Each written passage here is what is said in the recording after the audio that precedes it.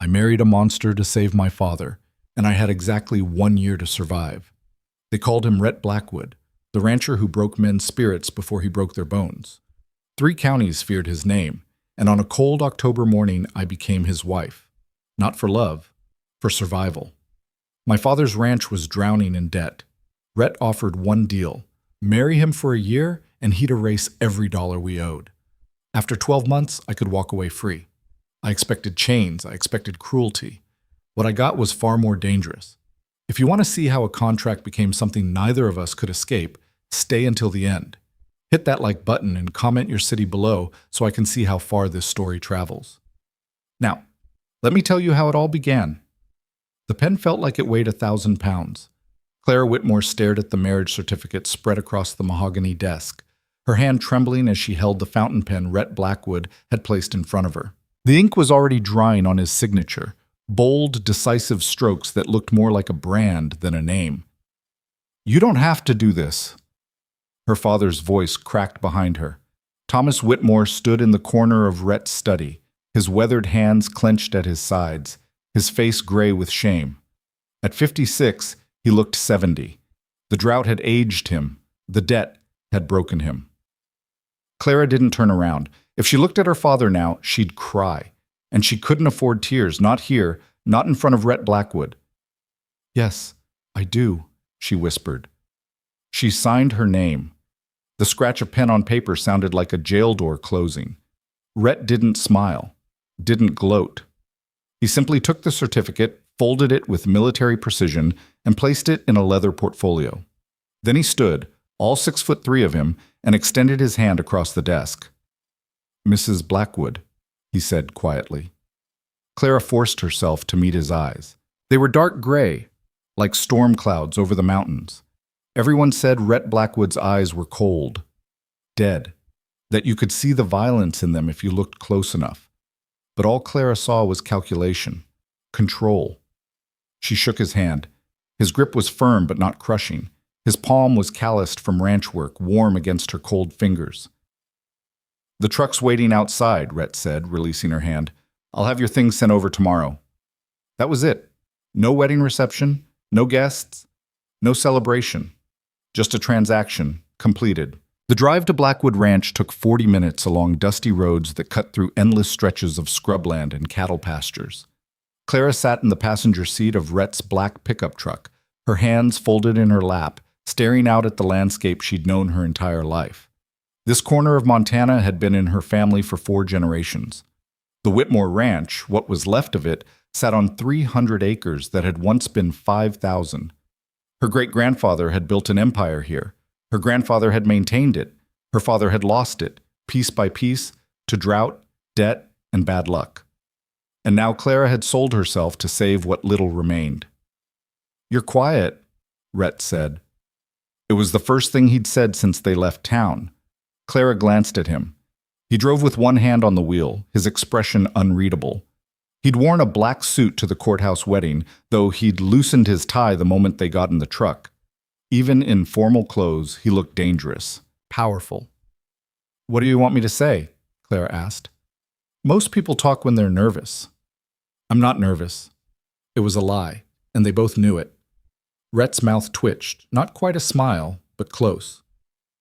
"You're a terrible liar, Mrs. Blackwood." The name sent a chill down her spine. Mrs. Blackwood. 24 hours ago, she'd been Clara Whitmore, a rancher's daughter with a college degree she couldn't use and a future that looked like nothing but dust and failure. Now she was married to the most feared man in 3 counties. "You don't have to call me that," Clara said quietly. "It's your name now. For a year." Rhett didn't respond. He turned off the main road onto a private drive marked by a wrought iron gate. The gate was open, but Clara could see the heavy chain and padlock hanging from one side, a reminder that this property was controlled, guarded, protected, or locked, depending on how you looked at it. The ranch house appeared as they crested a hill. Clara had seen it from a distance before, but never up close. It was massive, a 2-story stone and timber structure that looked like it had been carved out of the mountain itself. Wraparound porches, floor-to-ceiling windows, a slate roof that gleamed in the late afternoon sun. It wasn't a house. It was a fortress. "Welcome home," Rhett said flatly. Clara swallowed hard. Home. The word felt like a cruel joke. Rhett parked in front of the main entrance and killed the engine. Before Clara could reach for the door handle, he was out of the truck and moving around to her side. He opened her door and offered his hand. She stared at it, surprised. "I'm not going to bite," Rhett said, a hint of dry humor in his voice. Clara took his hand and stepped down from the truck. The gravel crunched under her boots, worn leather, practical, nothing like the delicate heels some women might wear on their wedding day. But this wasn't a real wedding. This was a contract. The front door opened before they reached it. A woman in her 50s stepped out onto the porch, gray hair pulled into a tight bun, sharp eyes, an expression that could cut glass. "This her?" the woman asked, looking Clara up and down like she was evaluating livestock. "This is Clara," Rhett said. "My wife." The word sounded strange in his mouth, formal, unfamiliar. The woman's expression didn't change. "Constance Perry. I manage the house. You need something, you come to me. You break something, you tell me. You cause trouble, you answer to him." She jerked her chin toward Rhett. Clara bristled. "I'm not here to cause trouble." "Good," Constance said. "Then we'll get along fine." Rhett brushed past Constance into the house, leaving Clara standing on the porch. She hesitated, then followed. The interior was as imposing as the exterior. High ceilings, dark wood floors, leather furniture arranged around a stone fireplace that could have roasted an entire cow. Everything was clean, orderly, expensive, but cold. There were no photographs on the walls, no personal touches, nothing that suggested anyone actually lived here. It looked like a museum or a mausoleum. "Your room's upstairs," Rhett said, already heading toward the staircase. "Second door on the left." Clara followed him up the stairs, her heart pounding. "Your room, not our room." Rhett stopped in front of a heavy wooden door and pushed it open. Clara stepped inside and froze. The room was enormous. A four-poster bed dominated one wall, covered in soft linens that looked like they'd never been slept in. There was a fireplace, a sitting area, a desk by the window that overlooked the ranch, an ensuite bathroom with a clawfoot tub. It was beautiful, and it had a lock on the inside of the door. Clara turned to find Rhett watching her from the doorway. "This is your space," he said quietly. "No one comes in here without your permission. Not the staff. Not me." Clara blinked. "What?" "You heard me. But we're—" She stopped, the word married dying on her lips. Rhett leaned against the doorframe, his arms crossed. "We're bound by a contract, Clara. Not by anything else. You signed a piece of paper to save your father's ranch. I signed it because I needed—" He paused, choosing his words carefully. "A solution to a problem. That's all this is." "Then why the lock?" Clara asked, her voice sharper than she intended. Rhett's expression didn't change. "Because you deserve to feel safe." The words hung in the air between them, heavy and unexpected. Clara had spent the last week terrified of this moment, terrified of what Rhett Blackwood would demand from her. Everyone said he was ruthless, violent, a man who took what he wanted and crushed anyone who stood in his way. But here he was, giving her a locked door and calling it safety. "I don't understand," Clara whispered. "You don't have to," Rhett said. He straightened, his hand on the door. "Dinner's at 7. You're welcome to join me or you can eat in your room. Your choice." He started to close the door, then paused. "One more thing," he said, his voice low. "The contract says 1 year. At the end of that year, you walk away debt-free, with $50,000 in legal ownership of your father's land. But that only happens if you honor the terms." "Which are?" Clara asked, though she'd already read the contract a dozen times. "You live here. You carry my name. You don't embarrass me in public." Rhett's gray eyes locked onto hers. "And you choose what this marriage becomes." "What does that mean?" "It means exactly what it sounds like." He stepped back into the hallway. "You have control, Clara. Don't forget that." The door closed with a soft click. Clara stood alone in her new room, staring at the lock, her mind spinning.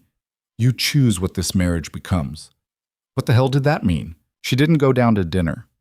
Instead, Clara sat by the window and watched the sun set over Blackwood Ranch. From this vantage point, she could see everything: the sprawling barns, the cattle pens, the bunkhouses where the ranch hands lived, the endless miles of fencing that marked Rhett's territory. It was an empire.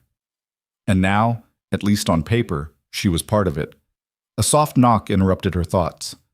"Come in," Clara called, expecting Constance. But it was a younger woman who entered, carrying a tray of food. She was pretty, maybe 19, with dark curls and nervous eyes. "Mrs. Blackwood," she said quietly, setting the tray on the desk. "Mr. Blackwood thought you might prefer to eat up here tonight."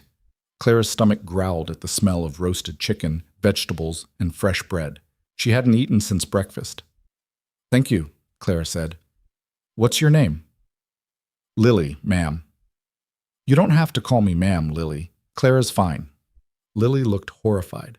"Oh, no, ma'am. Mr. Blackwood would—" She stopped herself, her cheeks flushing. "Mr. Blackwood would what?" Clara asked gently. Lily fidgeted with her apron. "He's very particular about respect, ma'am. For you, especially." Clara frowned. "Why especially for me?" Lily opened her mouth, then closed it. "I should go. If you need anything, just ring the bell on the desk." She hurried out before Clara could ask anything else. Clara ate slowly, chewing over Lily's words as much as the food. Particular about respect. What did that mean? She was still puzzling over it when she heard voices outside. Men's voices, rough and tired. She moved to the window and looked down. A group of ranch hands were crossing the yard, heading toward the bunkhouses. They were covered in dust and sweat, clearly just finishing their day. One of them, a tall man with a scarred face, was laughing at something another said. Then Rhett appeared. He strode out of the barn, his presence immediately commanding attention. The laughter stopped. The men straightened. "Johnson," Rhett called. The scarred man turned. "Boss? You were supposed to check the east fence line today." "Did it this morning, boss. All secure." "Then why did I find a section down when I rode out this afternoon?" Johnson's face went pale. I don't know, boss. I swear I checked." "You checked? Or you assume someone else did?" Silence. Rhett walked up to Johnson, stopping inches from his face. Clara's breath caught. She'd heard the stories. Rhett Blackwood didn't tolerate mistakes, didn't tolerate excuses. "You've been here 3 years, Johnson," Rhett said quietly. "You're a good worker, reliable. But if you cut corners, people get hurt, cattle get lost, money gets wasted." "I'm sorry, boss, it won't happen again." "No," Rhett said. "It won't." Clara braced herself for violence. Instead, Rhett stepped back. "You're on fence duty for the next 2 weeks. Every section. Check twice. Report directly to me." Johnson blinked. That's it? Did you expect something else?" No, boss. Thank you, boss." Rhett's expression didn't change. "Get cleaned up. Dinner's waiting." The men scattered toward the bunkhouses. Rhett stood alone in the yard for a moment, his shoulders tense, before turning back toward the barn. Clara moved away from the window, her heart pounding. That wasn't the man people described. That wasn't a monster. That was a boss who demanded accountability, but didn't rule through fear. So why did everyone say otherwise? Clara didn't sleep well that first night. The bed was comfortable, more comfortable than anything she'd slept on in years. But her mind wouldn't quiet. Every creak of the house made her jump. Every shadow on the wall looked like a threat. She kept thinking about the lock on her door, about Rhett's words. "You choose what this marriage becomes." At some point after midnight, she heard footsteps in the hallway. Heavy, slow. They stopped outside her door. Clara held her breath, staring at the doorknob, waiting for it to turn. It didn't. After a long moment, the footsteps moved away. Clara exhaled shakily and pulled the blanket up to her chin. "Safe," Rhett had said. "You deserve to feel safe." But safety was a luxury Clara had never been able to afford. Morning came too early. Clara woke to sunlight streaming through the window and the sound of activity outside. Trucks starting, men shouting, cattle lowing. The ranch was already in motion. She dressed quickly in jeans and a flannel shirt, pulling her blonde hair into a ponytail. In the mirror, she barely recognized herself. 24 hours ago, she'd been a daughter. Now she was a wife. A fake wife, she reminded herself. Downstairs, the kitchen was warm and filled with the smell of coffee and bacon. Constance stood at the stove, flipping pancakes with military precision. "You eat breakfast, Mrs. Blackwood?" Constance asked without turning around. Clara's fine, Clara said, pouring herself a cup of coffee. Mr. Blackwood prefers formality. Mr. Blackwood isn't here. Constance turned, one eyebrow raised. You got a spine. Good. You'll need it. Clara sat at the kitchen table, a massive oak piece that could seat a dozen people. Where is Rhett? Out working, same as every morning. Man doesn't sleep more than 5 hours a night. Constance set a plate in front of Clara, pancakes, bacon, eggs. Eats breakfast at 4:30, works until noon, eats lunch in the barn, works until dark. Every day? Every day. Clara picked at her food. What am I supposed to do? Constance shrugged. Whatever you want. You're the lady of the house now. I don't feel like a lady. Good. Ladies are useless. Be useful instead. Clara looked up, surprised. Constance's expression was stern, but there was something almost kind in her eyes. You want to survive here, Constance said quietly. You make yourself necessary. This ranch runs on work, not decoration. It was the closest thing to advice Clara had gotten since arriving. She finished her breakfast and stood. Where do I start? Constance's mouth twitched. Barn office. Books are a mess. Mr. Blackwood's good at running cattle. Terrible at paperwork. The barn office was exactly as Constance described. A disaster. Papers were stacked haphazardly on the desk, receipts stuffed into drawers, ledgers half-finished and scattered across every surface. Clara stared at the chaos, a familiar itch starting in her fingers. She'd done the books for her father's ranch since she was 16. Numbers made sense to her in a way nothing else did. She rolled up her sleeves and got to work. Hours passed. Clara sorted, organized, cross-referenced. She found discrepancies, missing invoices, double-charged supplies, payments that didn't match delivery records. Small things, but they added up. She was so focused she didn't hear Rhett enter. What are you doing? Clara jumped, nearly knocking over a stack of papers. Rhett stood in the doorway, covered in dust, a water bottle in one hand. Your books, Clara said, recovering. They're a mess. Rhett's expression was unreadable. That's not your job. You said I could choose what this marriage becomes. I choose to be useful. For a long moment, Rhett just looked at her. Then he stepped into the office, setting the water bottle on the desk. Find anything interesting? He asked. Clara hesitated, then pointed to a ledger. You've been overcharged on feed for 3 months, and this supplier, she tapped another page, hasn't delivered half of what they billed you for. Rhett leaned over her shoulder to look. He was close enough that Clara could smell leather and sweat and something woodsy, cedar, maybe. How did you catch that? He asked. Cross-reference the delivery logs with the invoices. Someone's either incompetent or stealing from you. Rhett's jaw tightened. I'll handle it. He straightened and Clara thought he'd leave. Instead, he looked around the office, taking in the organized stacks, the sorted papers. You did all this today? He asked. I needed something to do. Rhett's gray eyes settled on her face, studying her in that intense way that made Clara's heart race. You went to college, he said. It wasn't a question. Business management. Not that it did me any good. It's doing you good now. Rhett pulled out the chair across from her and sat, which surprised Clara. He didn't seem like the type to sit when there was work to be done. Keep going. The books are yours. Really? You're better at it than I am, and I don't keep dead weight on this ranch. It should have been insulting, being measured by her usefulness. But coming from Rhett, it felt like respect. Okay, Clara said. Rhett stood to leave, then paused. Clara.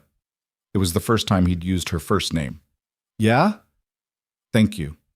He was gone before she could respond. Days turned into weeks. Clara fell into a routine. Mornings in the barn office, afternoons learning the ranch operations, evenings in her room. She rarely saw Rhett except at meals, which they ate in tense silence at opposite ends of the dining table. But she learned. She learned that Blackwood Ranch employed 32 men, 8 women, and ran 12,000 head of cattle. She learned that Rhett paid above-market wages and provided housing, health care, and bonuses for good work. She learned that he had a reputation for fairness, unless you crossed him. She also learned that the stories about him weren't entirely false.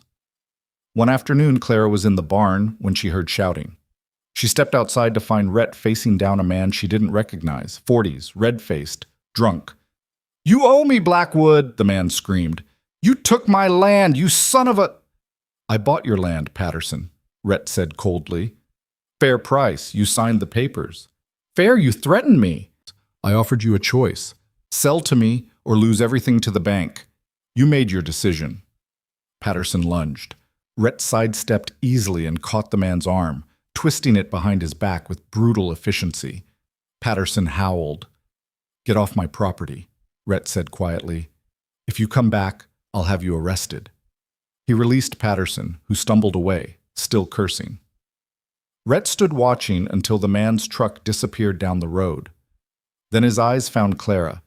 She'd frozen halfway out of the barn, her heart pounding. Rhett's expression was hard, dangerous, the face everyone warned her about.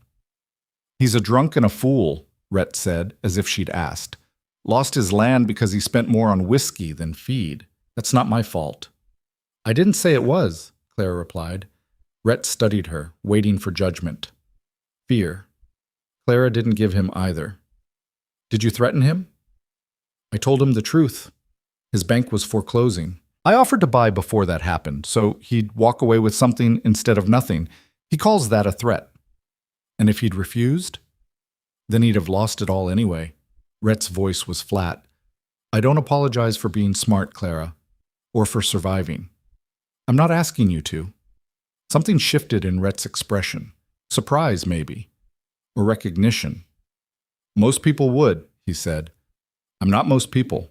The corner of Rhett's mouth twitched. "No, you're not." He walked away, leaving Clara standing in the dust, her pulse racing for reasons she didn't want to examine. That night, Rhett knocked on her door. Clara almost didn't answer, but curiosity won over caution. She opened the door to find him standing in the hallway, cleaned up, wearing a fresh shirt. He looked uncomfortable. "I'm going into town tomorrow," he said. "Supply run. You should come." Clara blinked. "Why?" "Because people need to see us together, need to believe this is real." "Right, the contract, the performance." "What time?" Clara asked. 7? She nodded. Rhett turned to leave, then stopped. "You did good work today," he said without looking back. "The feed supplier called, said they'd made a mistake in their billing." "Imagine that," Clara said dryly. Rhett's shoulders shook with silent laughter. Then he was gone. Clara closed the door and leaned against it, her heart doing strange things in her chest. This is just a contract, she reminded herself, just business. But it was starting to feel like something else, something far more dangerous. The town of Copper Ridge was exactly what Clara expected. One main street, a general store, a diner, a church, a hardware shop. Everyone knew everyone, and everyone definitely knew about Rhett Blackwood's sudden marriage. The stares started the moment they got out of the truck. Rhett placed his hand on the small of Clara's back, the first time he'd touched her since their wedding, and guided her toward the general store. The touch was possessive, deliberate, for show. But Clara felt it like a brand. Inside, the store owner, a pinched woman named Mrs. Holloway, watched them with hawk eyes. "Mrs. Blackwood," she said, her voice dripping with false sweetness. "What a surprise." "Mrs. Holloway," Clara replied evenly. "I was so shocked to hear about your wedding. So sudden." There it was. The judgment. The speculation. Clara felt Rhett stiffen beside her, but she spoke before he could. "When you know, Clara said with a smile that didn't reach her eyes. Mrs. Holloway's nostrils flared. "Course. How romantic." They made their purchases in silence, Clara ordering supplies for the kitchen while Rhett handled ranch necessities. When they left, Clara could feel the whispers following them.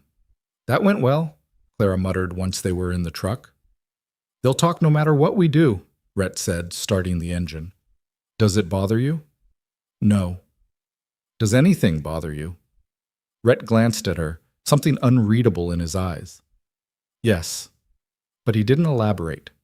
They drove in silence until they reached the turnoff to Blackwood Ranch. Then Rhett pulled over, putting the truck in park. "What are you doing?" Clara asked. Rhett turned to face her, his expression serious. I need you to understand something. Clara's heart skipped. What? People are going to say things. About me. About us. About why you're here. His voice was low, intense. And most of it will be true. I'm not a good man, Clara. I've done things I can't take back. Hurt people who deserved it, and some who didn't. Why are you telling me this? Because you should know who you're tied to.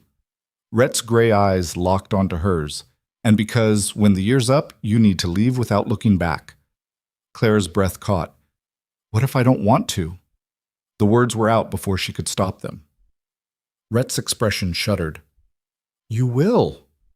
He put the truck in gear and drove the rest of the way in silence, but Clara's words hung between them, dangerous and impossible to take back. What if I don't want to? What if the monster wasn't what she was afraid of anymore? What if she was afraid of something else entirely? End of part 1. The question haunted Clara for days. What if I don't want to leave? She'd spoken without thinking, let her guard slip for just a moment in the cab of that truck.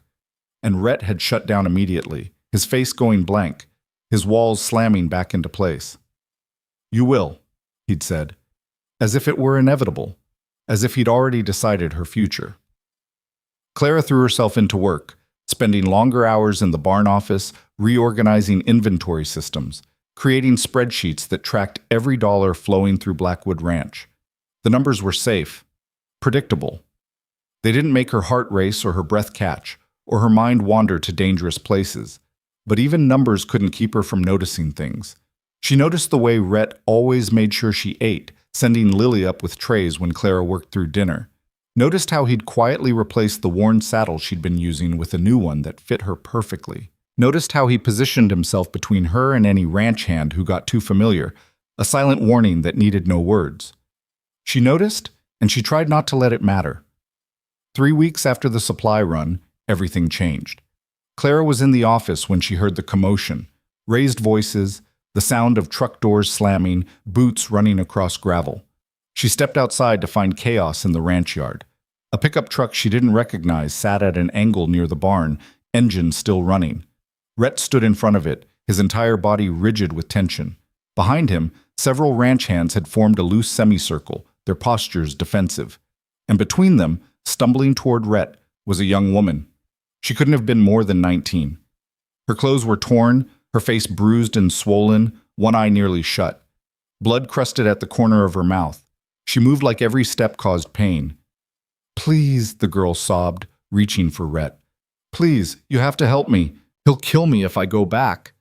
Rhett caught her before she fell, his hands gentle despite his size. Who did this? Marcus Delaney. I was his. She broke down completely. Clara's blood went cold. She knew that name. Everyone in 3 counties knew Marcus Delaney, a rancher who ran his land through intimidation and violence, whose wife had disappeared 5 years ago under circumstances no one talked about. The sheriff was his cousin. The law looked the other way. Get Constance, Rhett ordered one of the hands, and Doc Morrison, now. The man ran toward the house. Rhett lifted the girl carefully, carrying her toward the bunkhouse. Clara followed without thinking. Inside, he laid her on a bed with surprising gentleness. Constance appeared moments later, took one look at the girl, and started issuing orders. Clara found herself helping, bringing water, clean cloths, holding the girl's hand while Constance cleaned her wounds. What's your name, honey? Constance asked softly. Sarah, the girl whispered. Sarah Mitchell. Did Delaney do this? Sarah nodded, tears streaming down her battered face. I tried to leave. He said nobody walks away from him. Said he'd make an example of me. Clara felt sick. This was what men like Delaney did. Broke people, owned them, destroyed anyone who defied them. She looked up to find Rhett standing in the doorway, his expression carved from stone. But his hands were clenched into fists, white-knuckled, trembling with barely controlled rage. Doc's on his way, he said, his voice dangerously quiet. Sarah, you're safe here. Delaney doesn't touch what's mine. But I'm not. You are now, Rhett interrupted. You're under my protection. That means something. Sarah's face crumpled with relief and fresh tears. Constance shooed everyone out so she could finish tending to the girl in private. In the hallway, Clara grabbed Rhett's arm before he could walk away. What are you going to do? What needs to be done? Rhett. He turned, and Clara saw something in his eyes that made her breath catch. Pure, cold fury, the kind of anger that ended in blood. He beat her within an inch of her life, Rhett said softly. You saw her face. You think that's the first time? You think she's the only one. I know, but what, Clara? I should let it go? Let him keep hurting people because the law won't stop him? I'm saying don't do something you can't take back. Rhett's jaw clenched. I've already done plenty I can't take back. What's one more? He pulled away and strode out of the bunkhouse, leaving Clara standing alone in the hallway, her heart racing with fear for reasons that had nothing to do with Marcus Delaney. She was afraid of what Rhett might do, and she was afraid of why it mattered so much to her. Doc Morrison arrived an hour later, a grizzled man in his 60s who'd seen more than his share of violence in these parts. He examined Sarah, confirmed 3 cracked ribs, a concussion, and extensive bruising, then gave her something for the pain and ordered bed rest. Clara sat with Sarah while the girl slept fitfully, her bruised face twitching with nightmares. Every few minutes, Sarah would jerk awake, terrified, until Clara murmured reassurances and she'd drift off again. Constance brought dinner on a tray, soup and bread that Clara barely touched. First time seeing something like this? Constance asked quietly. Clara shook her head. My mother, before she left. My father never hit her, but his business partner did. Tried to force her into signing over her share of the ranch. She came home looking like Sarah. What happened? She pressed charges. He had better lawyers. Case was dismissed. Clara's voice was hollow. She left 6 months later. Couldn't stand the sight of my father for not protecting her. Constance was quiet for a long moment. Mr. Blackwood's not your father. I know. He won't let this stand. That's what I'm afraid of. Constance studied Clara with those sharp eyes. You care about him. It wasn't a question, but Clara answered anyway. I don't want him to destroy himself over this. Little late for that concern, Constance said dryly. Man's been destroying himself slowly for years. Maybe it's time someone reminded him he's worth saving. She left before Clara could respond. Clara sat in the dim room, watching Sarah sleep, thinking about Rhett's clenched fists and cold eyes, about the stories people told, about the man she'd seen with his ranch hands, demanding but fair, harsh but never cruel, about the way he'd carried Sarah with such gentleness, as if she were made of glass. The man people feared and the man Clara was beginning to know didn't match up, and she was starting to understand why. Rhett Blackwood had built his reputation on being dangerous because dangerous men survived in a world that protected people like Marcus Delaney. He'd made himself into a monster so no one would dare cross him, but monsters didn't give beaten girls sanctuary. Monsters didn't pay fair wages or provide health care or carry someone gently when they could barely stand. Clara stood and walked to the window. Outside, she could see lights on in the main barn. Rhett's truck sat in the yard, which meant he was still on the property. She made a decision. Sarah was sleeping peacefully now, her breathing steady. Clara slipped out of the bunkhouse and crossed the yard to the barn. She found Rhett in the office, standing at the window with his back to the door, a glass of whiskey in his hand. He didn't turn when she entered. Shouldn't you be with Sarah? He asked. She's sleeping. Constance is with her. Rhett took a drink, still not turning. Then you should be in bed. Clara closed the door behind her. What are you planning? Nothing that concerns you. You're my husband. Everything you do concerns me. That got his attention. Rhett turned, one eyebrow raised. Your husband in name only. Don't forget the terms. I haven't. Clara crossed her arms. But that girl in there is terrified Delaney will come for her. And I'm terrified you're going to do something that lands you in prison, or worse. Worse than prison? Rhett's smile was cold. What's worse, Clara? Death? I've been expecting that for years. Stop it. Stop what? Telling the truth? He set the glass down with more force than necessary. You want to know what I'm planning? Fine. I'm planning to pay Marcus Delaney a visit. I'm planning to make it very clear that if he ever comes near Sarah Mitchell again, he'll wish the sheriff could save him. I'm planning to be exactly the monster everyone says I am. And if he doesn't listen, he will. How can you be sure? Rhett's expression was harder than granite, because I'll make him more afraid of me than he's ever been of anything in his miserable life. Claire's heart hammered against her ribs. This was the man people warned her about, the man who broke others before they could break him. But she didn't back down. What about the law? Claire asked. Rhett laughed, a bitter sound. The law? Delaney's cousin is the sheriff, his uncle's the judge. The law doesn't apply to men like him. He moved closer, his voice dropping. You think I don't know how this works? I grew up watching men like Delaney destroy people and walk away clean. I watched my own father get ruined by men who had the law in their pocket. Your father? Rhett's jaw tightened. He'd said too much, but Clara pressed. Tell me, she said softly. For a long moment, Rhett just looked at her. Then, as if something inside him gave way, he spoke. My father owned 2,000 acres. Good land, good water. A man named Carter wanted it, made an offer.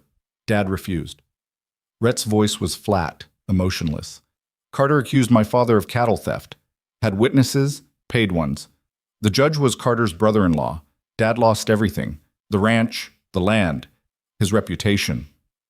What happened to him? He put a bullet in his head 2 days after they seized the property. Clara's breath caught. Rhett. I was 16, Rhett continued, as if she hadn't spoken. Watched them tear down everything my father built.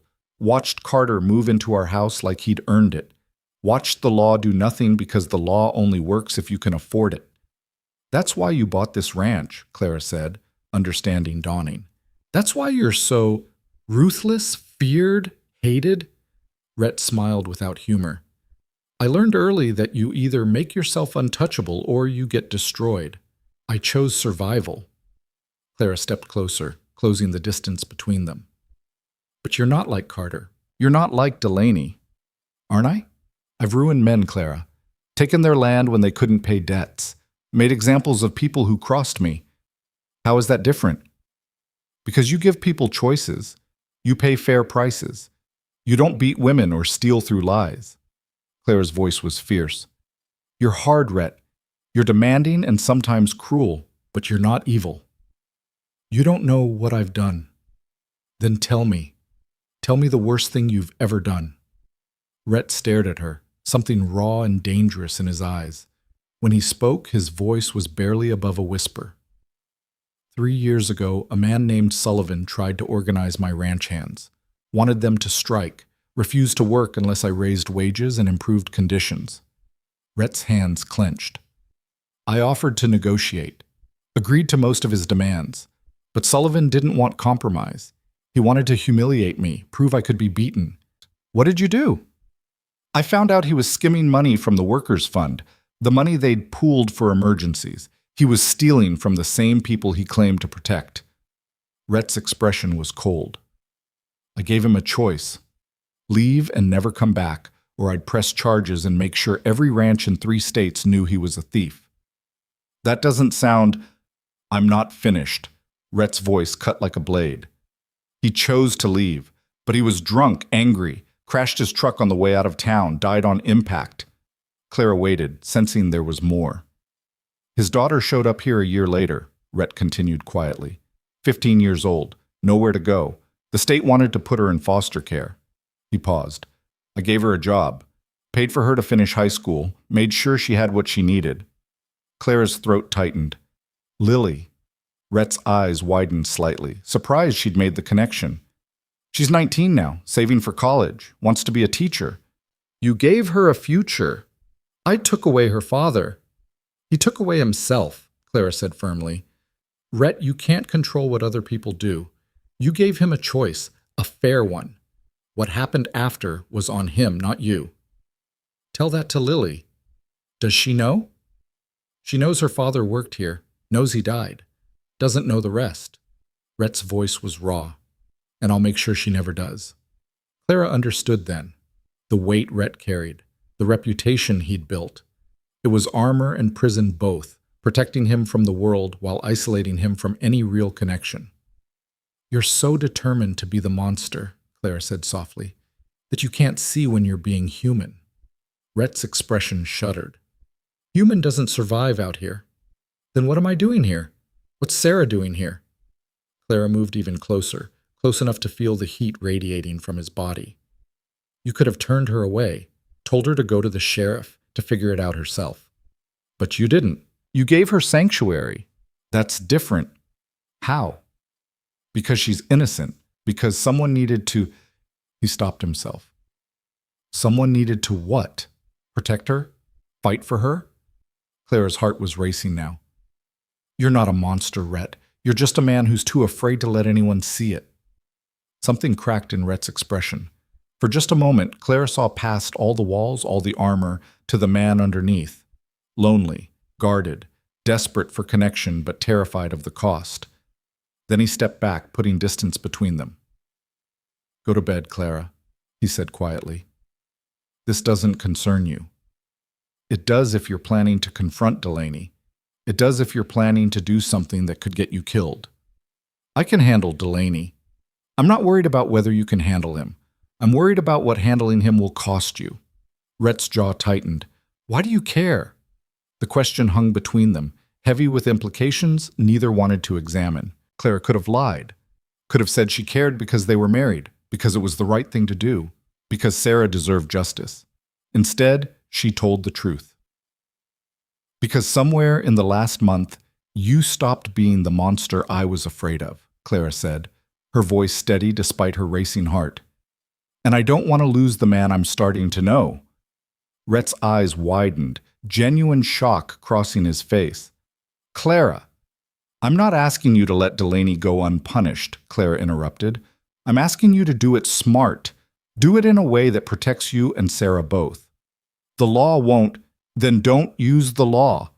Clara's mind was racing now, years of managing her father's struggling ranch kicking into gear. Use what actually works out here. Use your reputation. Use pressure. Use the one thing Delaney understands, power. Rhett studied her, his expression unreadable. What are you suggesting? I'm suggesting you make it more expensive for him to come after Sarah than it's worth. Make it clear that touching her means war with you, and make sure everyone knows it. Clara's voice was hard. Men like Delaney are bullies. They fold when someone bigger stands up to them. You don't have to destroy him. You just have to make him afraid. A slow smile crossed Rhett's face, the first real smile Clara had seen from him. You've got a ruthless streak, Mrs. Blackwood. I've had good teachers. They stood in silence for a moment, the tension between them shifting into something else, something that made Clara's skin tingle and her breath catch. Rhett cleared his throat and looked away. I'll think about it. Promise me you won't do anything tonight. Clara, promise me, Rhett. He met her eyes and Clara saw him waver, saw the moment he decided to trust her judgment. I promise, he said quietly, but tomorrow I deal with this my way. Our way? Clara corrected. I'm going with you. Absolutely not. You don't give me orders. I'm trying to protect you. And I'm trying to protect you. Clara crossed her arms. You want people to believe this marriage is real? Then we handle this together, husband and wife, united front. Rhett looked like he wanted to argue, but something in Clara's expression stopped him. You're not going to back down, are you? He asked. No. Another smile, smaller this time, but genuine. Fine. But you stay in the truck. We'll see. Clara, I said we'll see. Rhett shook his head, something almost like fondness in his expression. You're going to be trouble. You married me. Too late for regrets now. The word married seemed to echo in the small office. They both felt it, the reminder that this was supposed to be temporary, a contract, nothing more. But it was starting to feel like something else entirely. Rhett stepped toward the door, then paused. Thank you.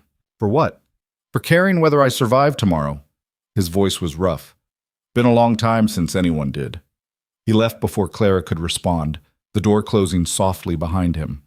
Clara stood alone in the office, her heart racing, her mind spinning. She'd just promised to help confront one of the most dangerous men in 3 counties. She'd just admitted, to Rhett and to herself, that she cared what happened to him. And somewhere in the last month, the line between contract and reality had blurred beyond recognition. Clara returned to the bunkhouse to find Sarah awake, sitting up carefully, her good eyes searching the room. "Where is he?" Sarah asked immediately. "Is he coming?" "Delaney?" "No." Clara sat beside the bed. "You're safe here. Rhett won't let him near you. You don't know Marcus. He doesn't let anyone defy him. He'll come, and when he does, he'll have to go through Rhett Blackwood first." Clara's voice was firm. "And nobody goes through Rhett." Sarah studied Clara's face, searching for something. "You believe that?" "I do. People say terrible things about Mr. Blackwood. Say he's dangerous, violent." "He is," Clara admitted. "But he's also fair. And right now, fair means protecting you." Sarah's eyes filled with tears. "Why? He doesn't even know me." Clara thought about what Rhett had told her, about his father, about Lily, about all the weight he carried in silence. "Because someone should," Clara said softly. "Because it's right, and because Rhett Blackwood might be a lot of things, but he's not the kind of man who lets bullies win." Sarah nodded slowly, then winced at the pain the movement caused. "What happens now?" "Now you rest. Tomorrow we deal with Delaney." "We?" Clara smiled grimly. "Rhett's not facing this alone." She stayed with Sarah until the girl fell back asleep, then returned to the main house as dawn was breaking. The ranch was already stirring, hands moving toward the barns, Constance starting breakfast, the smell of coffee filling the air. Clara found Rhett in the kitchen, sitting at the table with a mug in his hands, staring at nothing. "Couldn't sleep?" she asked. He looked up, surprised to see her. "Could say the same to you." Clara poured herself coffee and sat across from him. In the early morning light, she could see the exhaustion in his face, the tension in his shoulders. "When do we leave?" she asked.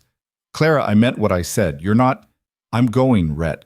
You can either accept that or we can waste time arguing about it." Rhett's mouth twitched despite himself. "You're stubborn. So are you. We're well matched." The words hung between them, meaning more than Clara intended. Rhett's eyes locked onto hers, something intense and unguarded in his expression. "After 8, he finally said.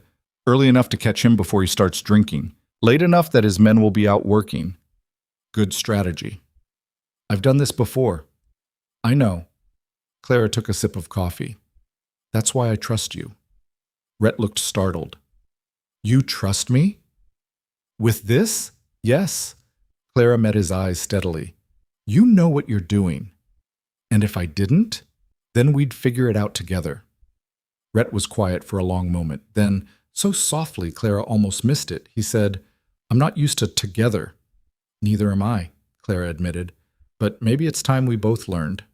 They sat in comfortable silence as the sun rose over Blackwood Ranch, two people bound by a contract but connected by something neither wanted to name.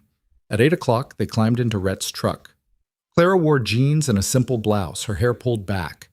Rhett was in work clothes, denim and leather, practical but imposing. The drive to Delaney's ranch took 30 minutes. With every mile, Clara felt the tension in the truck increase. Rhett's hands tightened on the wheel, his jaw clenched and unclenched. "You don't have to prove anything to me," Clara said quietly. Rhett glanced at her. "What?" "Whatever you're thinking about doing, whatever you think you need to be. You don't have to prove you're strong or dangerous or in control." Clara's voice was steady. "I already know what you are." "And what's that?" "Someone worth believing in." Rhett's breath caught. For a moment, Clara thought he might pull over, might say something that would change everything between them. Instead, he focused on the road. But his voice, when he spoke, was rough with emotion. "No one's ever said that to me before." Then they weren't paying attention. They pulled up to Delaney's ranch, a sprawling, poorly maintained property that reeked of neglect and violence. The house needed paint. The fences were broken. Everything about the place screamed of a man who took more than he gave. Rhett parked in front of the main house and killed the engine. "Stay in the truck!"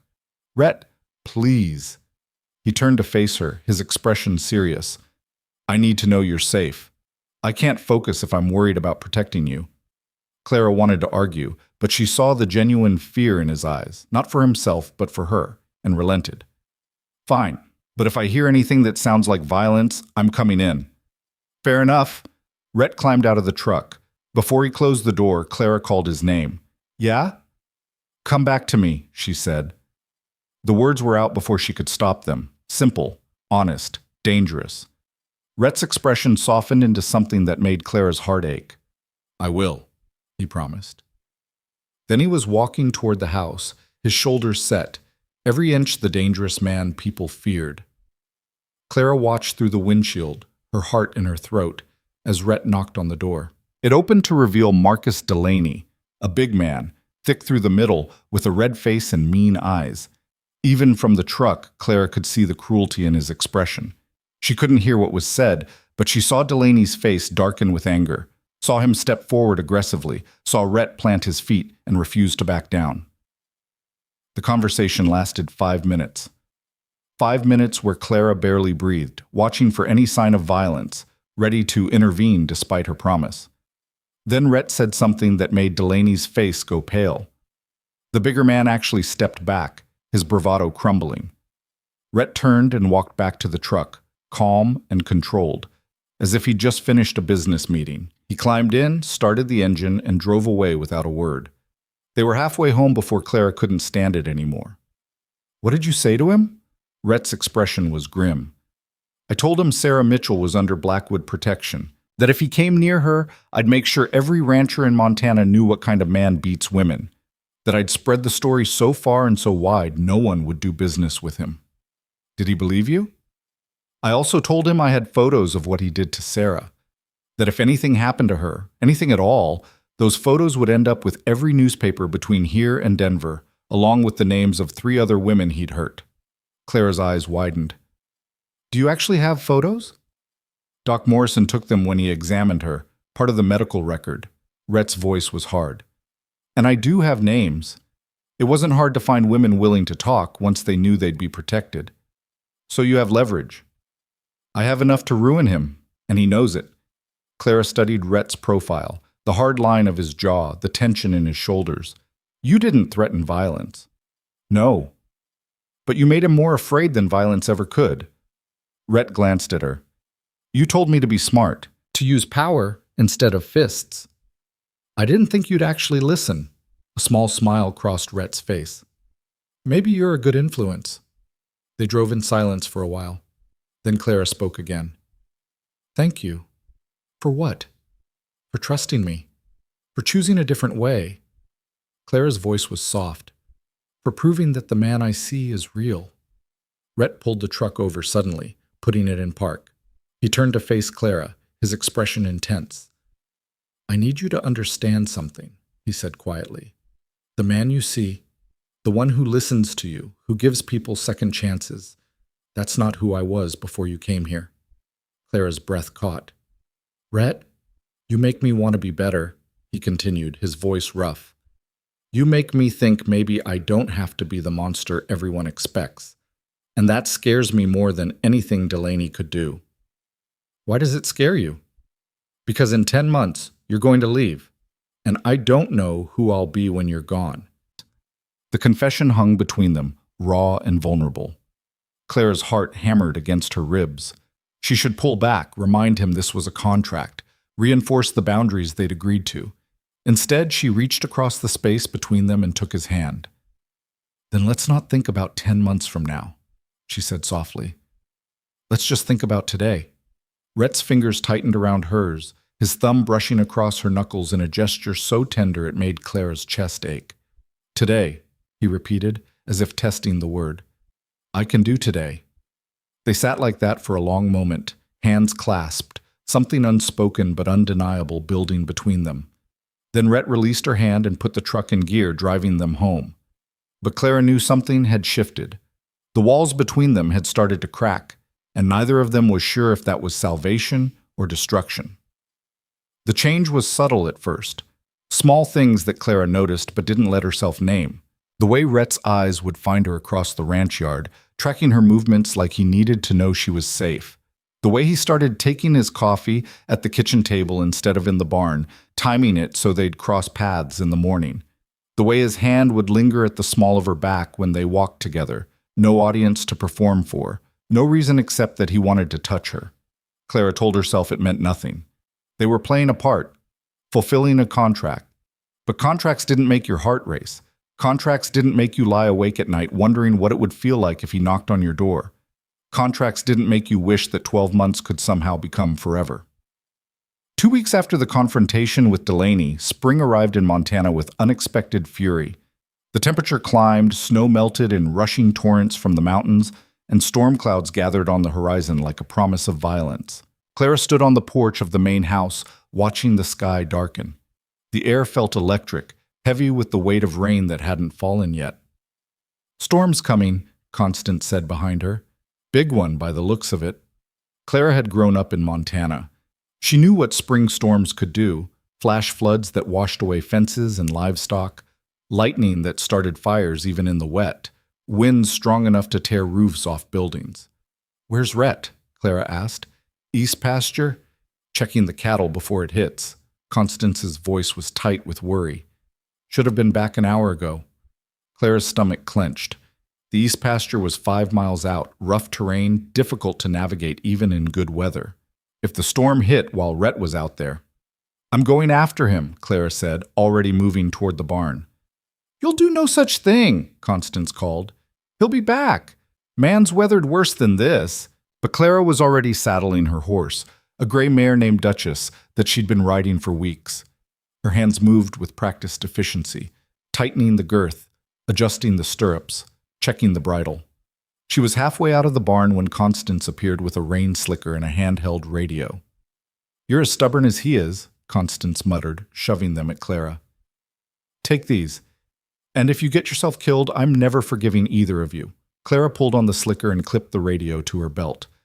"If I'm not back in 2 hours, send someone." 1 hour, Constance corrected. "And Clara, bring him home."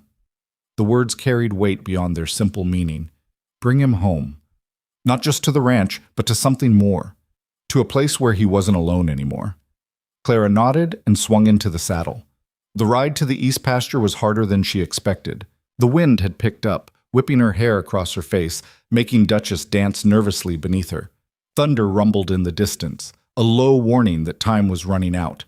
Clara pushed the mare faster, her eyes scanning the landscape for any sign of Rhett. The east pasture was a sprawling expanse of grassland dotted with cattle, surrounded by rolling hills that made it easy to lose someone in the terrain. She crested a rise and finally saw him. Rhett was on horseback near a cluster of cattle, trying to move them toward higher ground. His black gelding fought the wind, and even from a distance Clara could see the tension in Rhett's posture. Then she saw why. A massive cottonwood tree stood at the edge of the pasture, easily 100 years old, its branches spreading like gnarled fingers toward the sky. Lightning had struck it. The trunk was split, charred, unstable, and the wind was pushing it toward where Rhett worked, the damaged wood creaking ominously. Clara didn't think. She kicked Duchess into a gallop, racing down the hill, shouting Rhett's name. He turned at the sound of her voice, his eyes widening in shock and then anger as he recognized her. "What the hell are you doing out here?" he yelled over the wind. "Getting you home before you get killed," Clara shouted back. I'm fine. I just need to move these cattle." The crack of splitting wood cut him off. Clara's eyes went wide as she saw the tree begin to fall, its massive weight tilting, gravity taking over. It was falling toward Rhett. Everything slowed down. Clara saw the tree's trajectory, saw Rhett look up and realize the danger, saw him try to turn his horse. But the gelding was spooked by the thunder, rearing instead of running, precious seconds wasted. The tree was going to crush him. Clara didn't hesitate. She drove Duchess straight at Rhett, screaming his name, her only thought to get him out of the way. She reached him just as the tree fell, her hand grabbing his arm, yanking hard. Rhett's gelding bolted.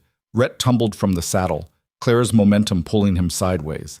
They hit the ground together in a tangle of limbs, rolling, the impact driving the air from Clara's lungs. The cottonwood crashed down with a sound like the world ending, branches exploding on impact, dirt and debris flying. One massive limb slammed into the ground inches from where they'd fallen, close enough that Clara felt the vibration through her bones. Then silence. Just the wind and Clara's ragged breathing and the pounding of her heart. She was on her back in the grass, the rain slicker twisted around her, every muscle in her body screaming. Rhett was on top of her, his weight pinning her down, his chest heaving against hers. For a long moment, neither of them moved. Then Rhett pushed up on his elbows, his face inches from Clara's, his eyes wild with fear and fury, and something else entirely. "Are you insane, woman?" he shouted. "You could have been killed."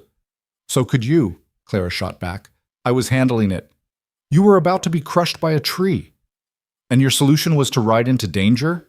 Rhett's hands were shaking where they pressed into the ground on either side of her head. "Do you have any idea what would have happened if—" He stopped, his voice breaking. The rain started then. Not a gentle spring shower, but a deluge, cold and sudden and thorough. Within seconds, they were both soaked, water streaming down Rhett's face, plastering his dark hair to his skull. But neither of them moved. Clara stared up at him, her heart pounding for reasons that had nothing to do with fear. His eyes were locked on hers, gray as the storm clouds above them, filled with emotions he'd spent months hiding. "Clara," he said, her name barely a whisper. She didn't know who moved first. Maybe they both did. Maybe the tension that had been building between them for weeks finally snapped like that cottonwood tree. His mouth came down on hers, hard and desperate, tasting of rain and need and everything they'd been denying. Clara's hands fisted in his wet shirt, pulling him closer, kissing him back with an intensity that should have terrified her. This wasn't gentle, wasn't tentative. This was months of wanting, of watching, of lying to themselves that this was just a contract, just business, just survival. Rhett's hand cupped her face, his thumb brushing her cheekbone with surprising tenderness, even as his mouth claimed hers like he was drowning and she was air. Clara arched into him, rain-soaked and reckless, every nerve ending alive. Thunder cracked directly overhead, close enough to feel in their chests.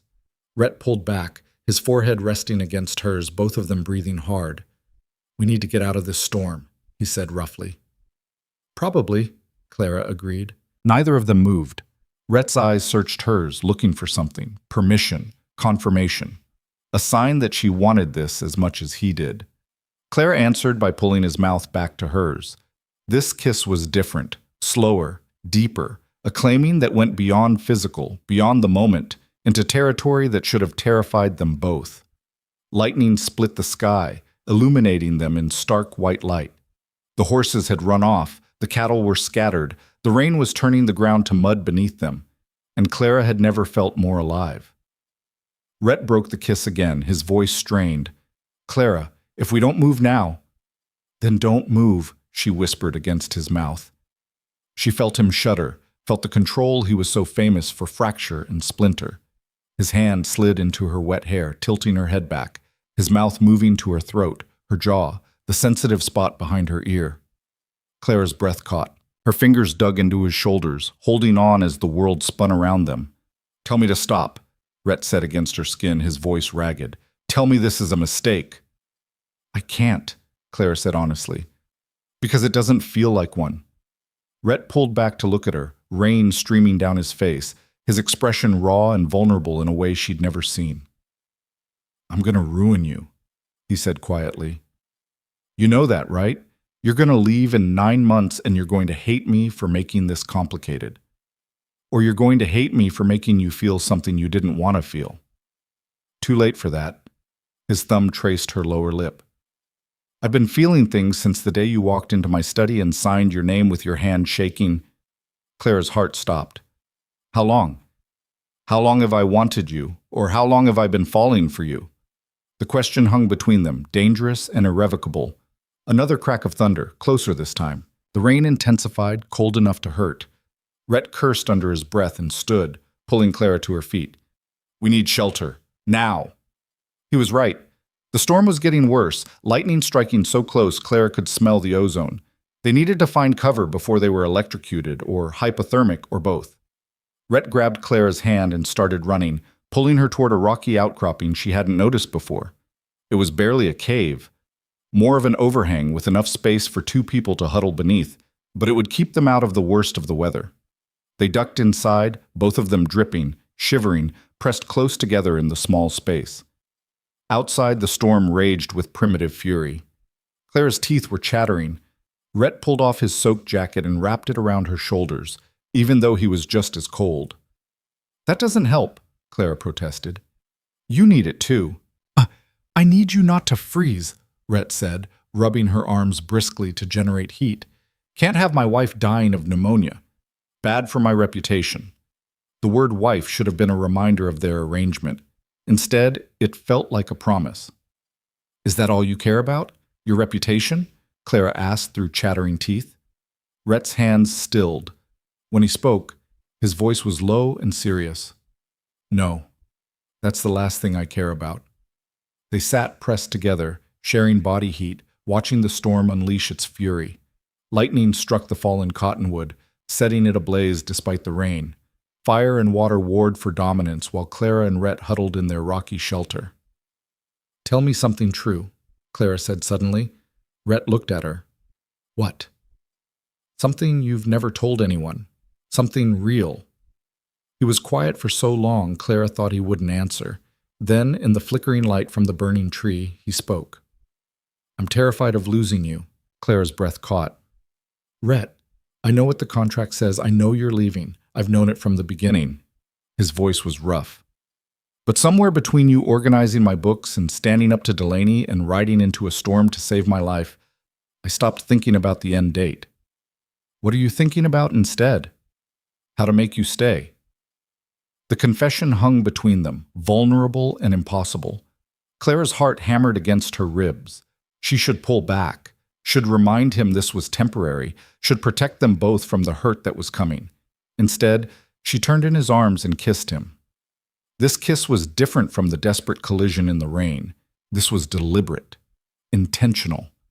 A choice made with full knowledge of the consequences. Rhett's arms came around her, pulling her close, one hand cradling the back of her head while the other pressed against her lower back.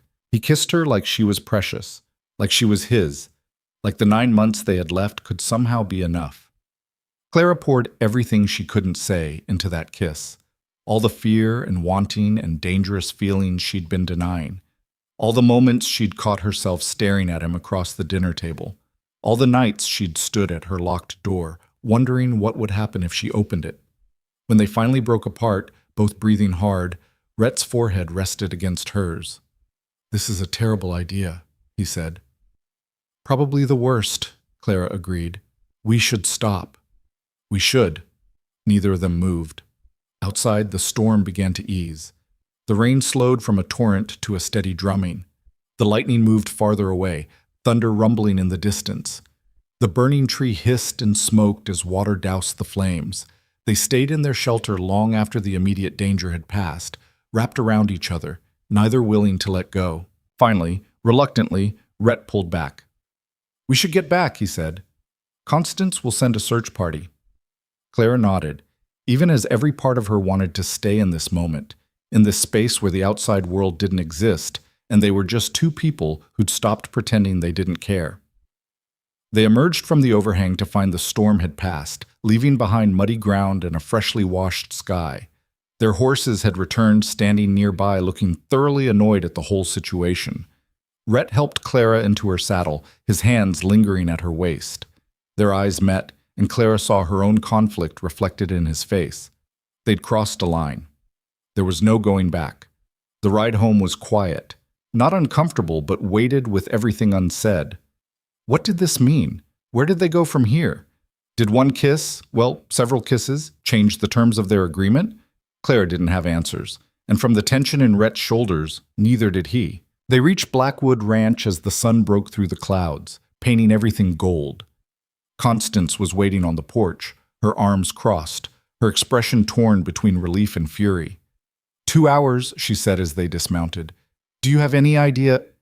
She stopped, her sharp eyes taking in their soaked clothes, their disheveled appearance, the way they couldn't quite look at each other. Her expression shifted to something knowing. "Go get dry, both of you, before you catch your death." Clara hurried to the main house, acutely aware of Rhett following behind her. They climbed the stairs together, their wet boots leaving muddy prints on the wood. At the landing, they paused. Clara's room was to the left. Rhett's was to the right. For a long moment, they just stood there, the air between them crackling with possibility. "Clara," Rhett said quietly. She turned to face him. His hair was still wet, plastered to his skull. His shirt clung to him. His eyes were dark and intense and full of things he wasn't saying. "I need you to know something," he continued. "What happened out there? That wasn't just the storm. That wasn't just adrenaline." "I know," Clara whispered, "and I need you to know that I meant what I said. About falling for you. About wanting you to stay." He stepped closer, his voice dropping. "But I also need you to know that I'll honor the contract. When the year is up, if you want to leave, I won't stop you." Clara's throat tightened. "What if I don't want to leave?" The question hung in the air between them, dangerous and irrevocable. Rhett's hand came up to cup her face, his thumb brushing her cheekbone. "Then I'd be the luckiest bastard in Montana." He leaned down and kissed her, gentle and sweet and achingly tender. Then he stepped back, putting distance between them before either of them could make a choice they might regret. "Get dry," he said roughly. "Rest. We'll talk about this when we're both thinking clearly." He turned and walked to his room, closing the door firmly behind him. Clara stood alone in the hallway, her heart racing, her mind spinning. She touched her lips, still feeling the pressure of his mouth on hers. Everything had changed, and she didn't know if that was the best thing or the worst thing that could have happened. In her room, Clara stripped off her wet clothes and stood under a hot shower until her skin turned pink. But even the steam couldn't wash away the memory of Rhett's hands in her hair, his mouth on hers, his confession hanging in the rain-soaked air. "I'm falling for you." Clara pressed her forehead against the tile and admitted the truth she'd been avoiding for weeks. She was falling for him too. That night, dinner was awkward. They sat at opposite ends of the long table, neither knowing how to navigate this new territory. Constance served pot roast with knowing looks and conspicuous silence. "How's Sarah?" Clara asked, desperate for safe conversation. "Better," Rhett said, his voice carefully neutral. "Doc says she can start light work next week if she wants." "She wants to stay?" "Says she feels safer here than anywhere else." Rhett's eyes met Clara's across the table. "Says she can tell this is a place where people protect each other." The weight of his gaze made Clara's breath catch. They weren't talking about Sarah anymore. "It is," Clara said quietly. "You've built something good here." "We've built something good here," Rhett corrected. The word we settled over them like a blanket. After dinner, Clara retreated to her room, but she couldn't settle. She tried reading, then organizing her closet, then reviewing the ranch accounts. Nothing worked. Her mind kept replaying the storm, the kiss, the look in Rhett's eyes when he'd said he was falling for her. Around 10 o'clock, there was a soft knock on her door. Clara's heart jumped. She opened it to find Rhett standing in the hallway, still dressed, his expression uncertain. "I can't sleep," he said simply. "Neither can I."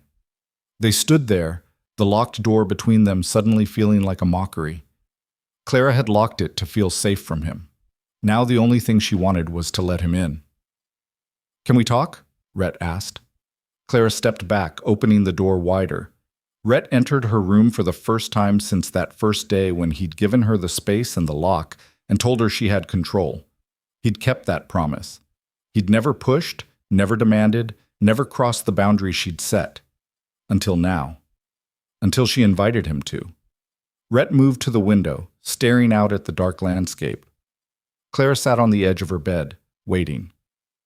"I've been thinking about what I said," Rhett began, his back still to her. "About falling for you. About wanting you to stay." Clara's heart hammered. "And I need you to understand what that means." He turned to face her, his expression serious. "If you stay, if this becomes real, you're choosing all of it. The reputation, the danger, the complications." "I know." "Do you?" Rhett moved closer. "People will always whisper about how we met.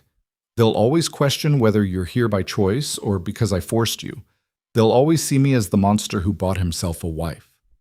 "Let them talk," Clara said firmly. "I don't care what people think." "You will. When it gets ugly. When someone you care about questions your judgment. When you realize you could have had an easier life anywhere else." Clara stood, closing the distance between them. You think I don't know that? You think I haven't thought about all of this? Then why? Because none of it matters as much as what I feel when I'm with you, Clara interrupted. Because for the first time in my life, I'm choosing something for me. Not because I have to, or because someone needs me to, or because I'm desperate. Rhett's eyes were intense, searching hers. What are you choosing, Clara? She took a breath, her heart pounding. This was the moment, the point of no return. You, she said simply. I'm choosing you. The air between them went electric. Rhett's hands came up to cup her face, his touch gentle despite the intensity in his eyes. If we do this, he said quietly, there's no going back. I can't pretend you're just a contract anymore. I can't keep you at arm's length and tell myself it's better this way. I don't want you to. Clara, I love you, she said, the words tumbling out before she could stop them. I don't know when it happened. Maybe it was the day you gave Sarah sanctuary.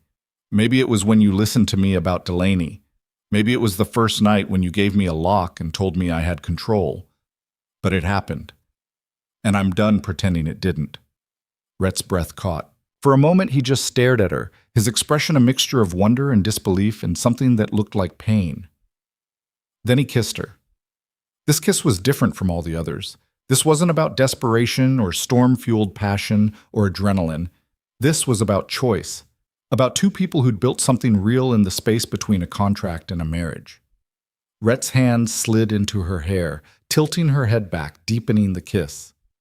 Clara's fingers fisted in his shirt, pulling him closer, pouring everything she felt into the contact. When they finally broke apart, both breathing hard, Rhett rested his forehead against hers. I love you, he said, his voice rough with emotion. I've loved you since you stood in my office and told me I wasn't allowed to destroy myself over Sarah, since you rode into a storm to save me, since you made me believe I could be more than the man people fear. Clara's eyes burned with tears. Rhett, marry me, he said. Clara pulled back, confused. We're already married. No, we signed a contract. Rhett's hands framed her face, his thumbs brushing away tears she hadn't realized were falling. I want to marry you for real. I want you to choose me, not because you're desperate or trapped or honoring an agreement. I want you to choose me because you love me. I already have, Clara whispered. Then choose me again, every day, for as long as you'll have me. Clara's heart felt too big for her chest. This man, this complicated, damaged, beautiful man, was offering her everything, not as a transaction, as a gift. Yes, she said, her voice breaking. Yes, I'll marry you, for real this time. Rhett's smile was like sunrise, slow and warm and transforming. He kissed her again, gentle and reverent, like she was something precious he was afraid to break. When he pulled back, his expression was serious again. There's something else you need to know. Clara tensed. What? The contract, the terms. I need you to know that I wrote them to protect you, not control you. He took a breath. The $50,000, the land ownership, the freedom to leave, all of it was real. I never planned to keep you trapped. I know. But there was another clause, one I never told you about. Clara's heart skipped. What clause? If you chose to stay, if the marriage became real, everything I own becomes half yours. The ranch, the cattle, the bank accounts, all of it. Rhett's eyes were steady on hers. I had my lawyer draw it up before we even got married. It's been sitting in his office this whole time. Clara's breath caught. Why? Because I wanted you to know that if you stayed, it wouldn't be as my employee or my contract wife or anything less than my equal partner. His voice was fierce. You'd be choosing a life with me, Clara, not a life serving me. Tears spilled down Clara's cheeks. She'd spent her whole life watching her mother lose herself in someone else's dream, watching her father build an empire alone because he couldn't share the burden. She'd never imagined someone offering her true partnership. I don't want your money, she said. I know. That's why I'm giving it to you. Clara laughed through her tears and kissed him again, this time with joy instead of desperation. They stayed like that for a long time, wrapped around each other, the locked door forgotten, the contract meaningless, the future unwritten but suddenly full of possibility. When Rhett finally pulled back, his expression was soft in a way Clara had never seen. "Stay with me tonight," he said quietly. "Just sleep. I just want to hold you." Clara nodded, unable to speak past the lump in her throat. They climbed into her bed together, still fully clothed, Rhett's arms wrapped around her from behind, her back pressed against his chest. Outside, the stars came out, brilliant in the storm-washed sky. "Clara?" Rhett's voice was sleepy, content. "Yeah?" "Thank you for riding into that storm." Clara smiled in the darkness. "Thank you for being worth saving." His arms tightened around her, and she felt him press a kiss to her hair. For the first time since she'd signed that contract, Clara felt like she'd come home. Not to a place, to a person.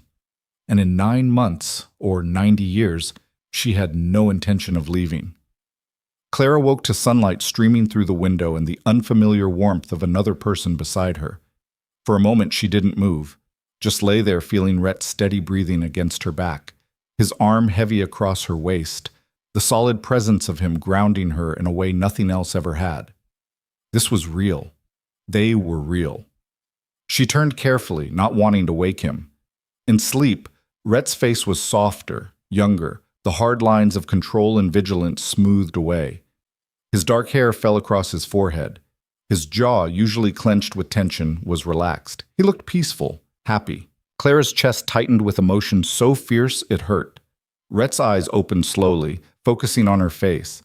For a moment, confusion flickered across his features, then recognition, followed by something that looked like wonder. "You're still here," he said, his voice rough with sleep. "Where else would I be?" "I thought maybe I dreamed it." His hand came up to touch her face, as if confirming she was real. "Thought maybe I'd wake up and you'd be in your room with the door locked, and I'd have to pretend last night never happened." Clara caught his hand and pressed a kiss to his palm. It happened. All of it. Rhett's expression shifted into something tender and fierce. He pulled her closer, kissing her forehead, her temple, the corner of her mouth. "I love you," he said against her skin, like he was testing the words, getting used to saying them out loud. "I love you too," Clara whispered back. They stayed in bed longer than they should have, wrapped around each other, talking in quiet voices about everything and nothing. About the ranch, about the future, about how they'd tell people that their contract marriage had become something real. Eventually, the demands of the day could no longer be ignored. Cattle needed tending, work needed doing. Life on a ranch didn't pause for revelations or declarations of love, but when they finally got dressed and headed downstairs together, something fundamental had shifted. Rhett's hand found hers in the hallway. He didn't let go until they reached the kitchen. Constance took one look at them and smiled knowingly. "About damn time," she muttered, setting plates of bacon and eggs on the table. Clara felt her cheeks heat. "Constance, don't bother denying it. Been watching you two dance around each other for months." The older woman poured coffee with brisk efficiency. "Whole ranch has been taking bets on when you'd finally admit what everyone else could see." Rhett raised an eyebrow. "The hands are betting on our relationship?" "Won $50 myself last week," Constance said smugly. "Bet on the storm. Figured nothing breaks down walls like life-threatening weather." Clara couldn't help but laugh. Rhett shook his head, but she saw the smile tugging at his mouth. Over breakfast, they fell into an easy rhythm, discussing the day's work, the cattle prices, the fence repairs needed after the storm. But underneath the practical conversation ran a current of awareness, of possibility, of a future that was no longer constrained by an end date. Claire was reviewing supply orders when Lily appeared in the doorway, her expression nervous. "Mrs. Blackwood, there's someone here to see you." Claire's heart sank. She knew that tone. "Who is it, Lily?" "Your father." The world seemed to tilt. Clara hadn't seen Thomas Whitmore since the day she'd signed the marriage contract. He'd tried to call a few times in the early weeks, but Clara hadn't been ready to talk to him, hadn't been ready to face the shame in his voice, the guilt of knowing she'd sold herself to save his mistakes. Rhett's hand found hers under the table, squeezing gently. "You don't have to see him if you're not ready." "I should," Clara said quietly. We left too much unsaid. Then I'll be there with you. Clara looked at him, grateful beyond words. Thank you. They found Thomas Whitmore standing in the front yard, hat in hand, looking older than Clara remembered. The last few months had carved new lines in his weathered face. His clothes hung loose on his frame as if he'd lost weight. Clara, he said, his voice breaking on her name. Clara steeled herself. Dad! Thomas's eyes moved to Rhett, and something hard entered his expression. Blackwood. Whitmore, Rhett replied, his voice neutral but his posture protective. An awkward silence stretched between them. Finally, Thomas cleared his throat. I came to see how you're doing, he said to Clara, to make sure that he's treating you right. The implication that Rhett might be mistreating her sent a flash of anger through Clara's chest. He treats me better than I deserve, Clara said firmly. Better than most husbands treat their wives. Thomas looked surprised, then skeptical. Clara, you don't have to pretend for my sake. I know what this marriage is. I know you only agreed to save the ranch. That's how it started, Clara interrupted. But it's not what it is now. Thomas's eyes narrowed. What are you saying? Clara took a breath, Rhett's presence beside her giving her courage. I'm saying I love him. I'm saying this marriage became real. I'm saying I'm staying not because I have to, but because I want to. The shock on her father's face would have been comical if the moment weren't so weighted. You can't mean that, Thomas said. Clara, people say terrible things about him. They say he's dangerous, that he ruins anyone who crosses him. People say a lot of things, Clara cut in, her voice sharp. Most of them are wrong, and the ones that are true, they're about a man protecting what's his, being strong enough to survive in a world that crushes weak men. The words hung heavy in the air. Thomas flinched, and Clara knew her meaning had landed. He was a weak man. He'd let his ranch crumble, let his daughter sacrifice herself, let shame and failure define him. I didn't come here to be insulted, Thomas said stiffly. Then why did you come? Clara asked. Thomas was quiet for a long moment. When he spoke, his voice was thick with emotion. Because you're my daughter. Because I've been sick with worry. Because I needed to know you're okay. Despite everything, Clara's heart softened slightly. He was flawed, broken in ways that couldn't be easily fixed, but he was still her father. I'm okay, she said gently. Better than okay. I'm happy, Dad. Thomas looked at Rhett, really looked at him, searching for something. Whatever he saw must have satisfied him because his shoulders sagged. The ranch is doing better, Thomas said quietly. The debts are paid. I've been able to hire a few hands back. It's not what it was, but it's stable. I'm glad, Clara said, and meant it. It's because of him, Thomas admitted, nodding at Rhett. Because of the contract, I know that. He took a breath. I came to say thank you, and to tell you that if you ever want to come home, I am home, Clara interrupted gently. Thomas's face crumpled. For a moment, Clara thought he might cry, but he pulled himself together, nodding once, accepting what he couldn't change. Then I'm happy for you, he said, though it clearly cost him. And if he ever hurts you, he won't, Clara said with absolute certainty. Rhett had stayed silent through the entire exchange, letting Clara handle her father, respecting her autonomy. But now he spoke, his voice measured and serious. Mr. Whitmore, I need you to understand something. I didn't force Clara into anything. I gave her a choice, and I'll keep giving her choices every day for the rest of our lives. She stays because she wants to, not because I've trapped her. Thomas studied Rhett for a long moment. Then slowly, he extended his hand. Take care of her, he said. Rhett shook his hand firmly. I intend to. After Thomas left, Clara stood watching his truck disappear down the road, emotions churning in her chest. You okay? Rhett asked quietly. I don't know, Clara admitted. That was harder than I expected. Rhett's arm came around her shoulders, pulling her close. You handled it well. He needed to hear that you're here by choice. Do you think he believed me? Eventually he will, when he sees us together, when he realizes you're not acting out of obligation. Rhett pressed a kiss to her temple. Time will prove it. Clara leaned into him, drawing strength from his solid presence. Thank you for letting me handle that. It was your conversation to have. Rhett's voice was gentle. I'm just here to back you up. The weeks that followed were some of the happiest of Clara's life. She and Rhett fell into a new rhythm, no longer constrained by the pretense of a contract marriage. They worked side by side during the day, ate dinner together every night, and fell asleep in each other's arms. The ranch hands noticed the change, the easy affection between them, the way Rhett smiled more and Clara walked with her head higher.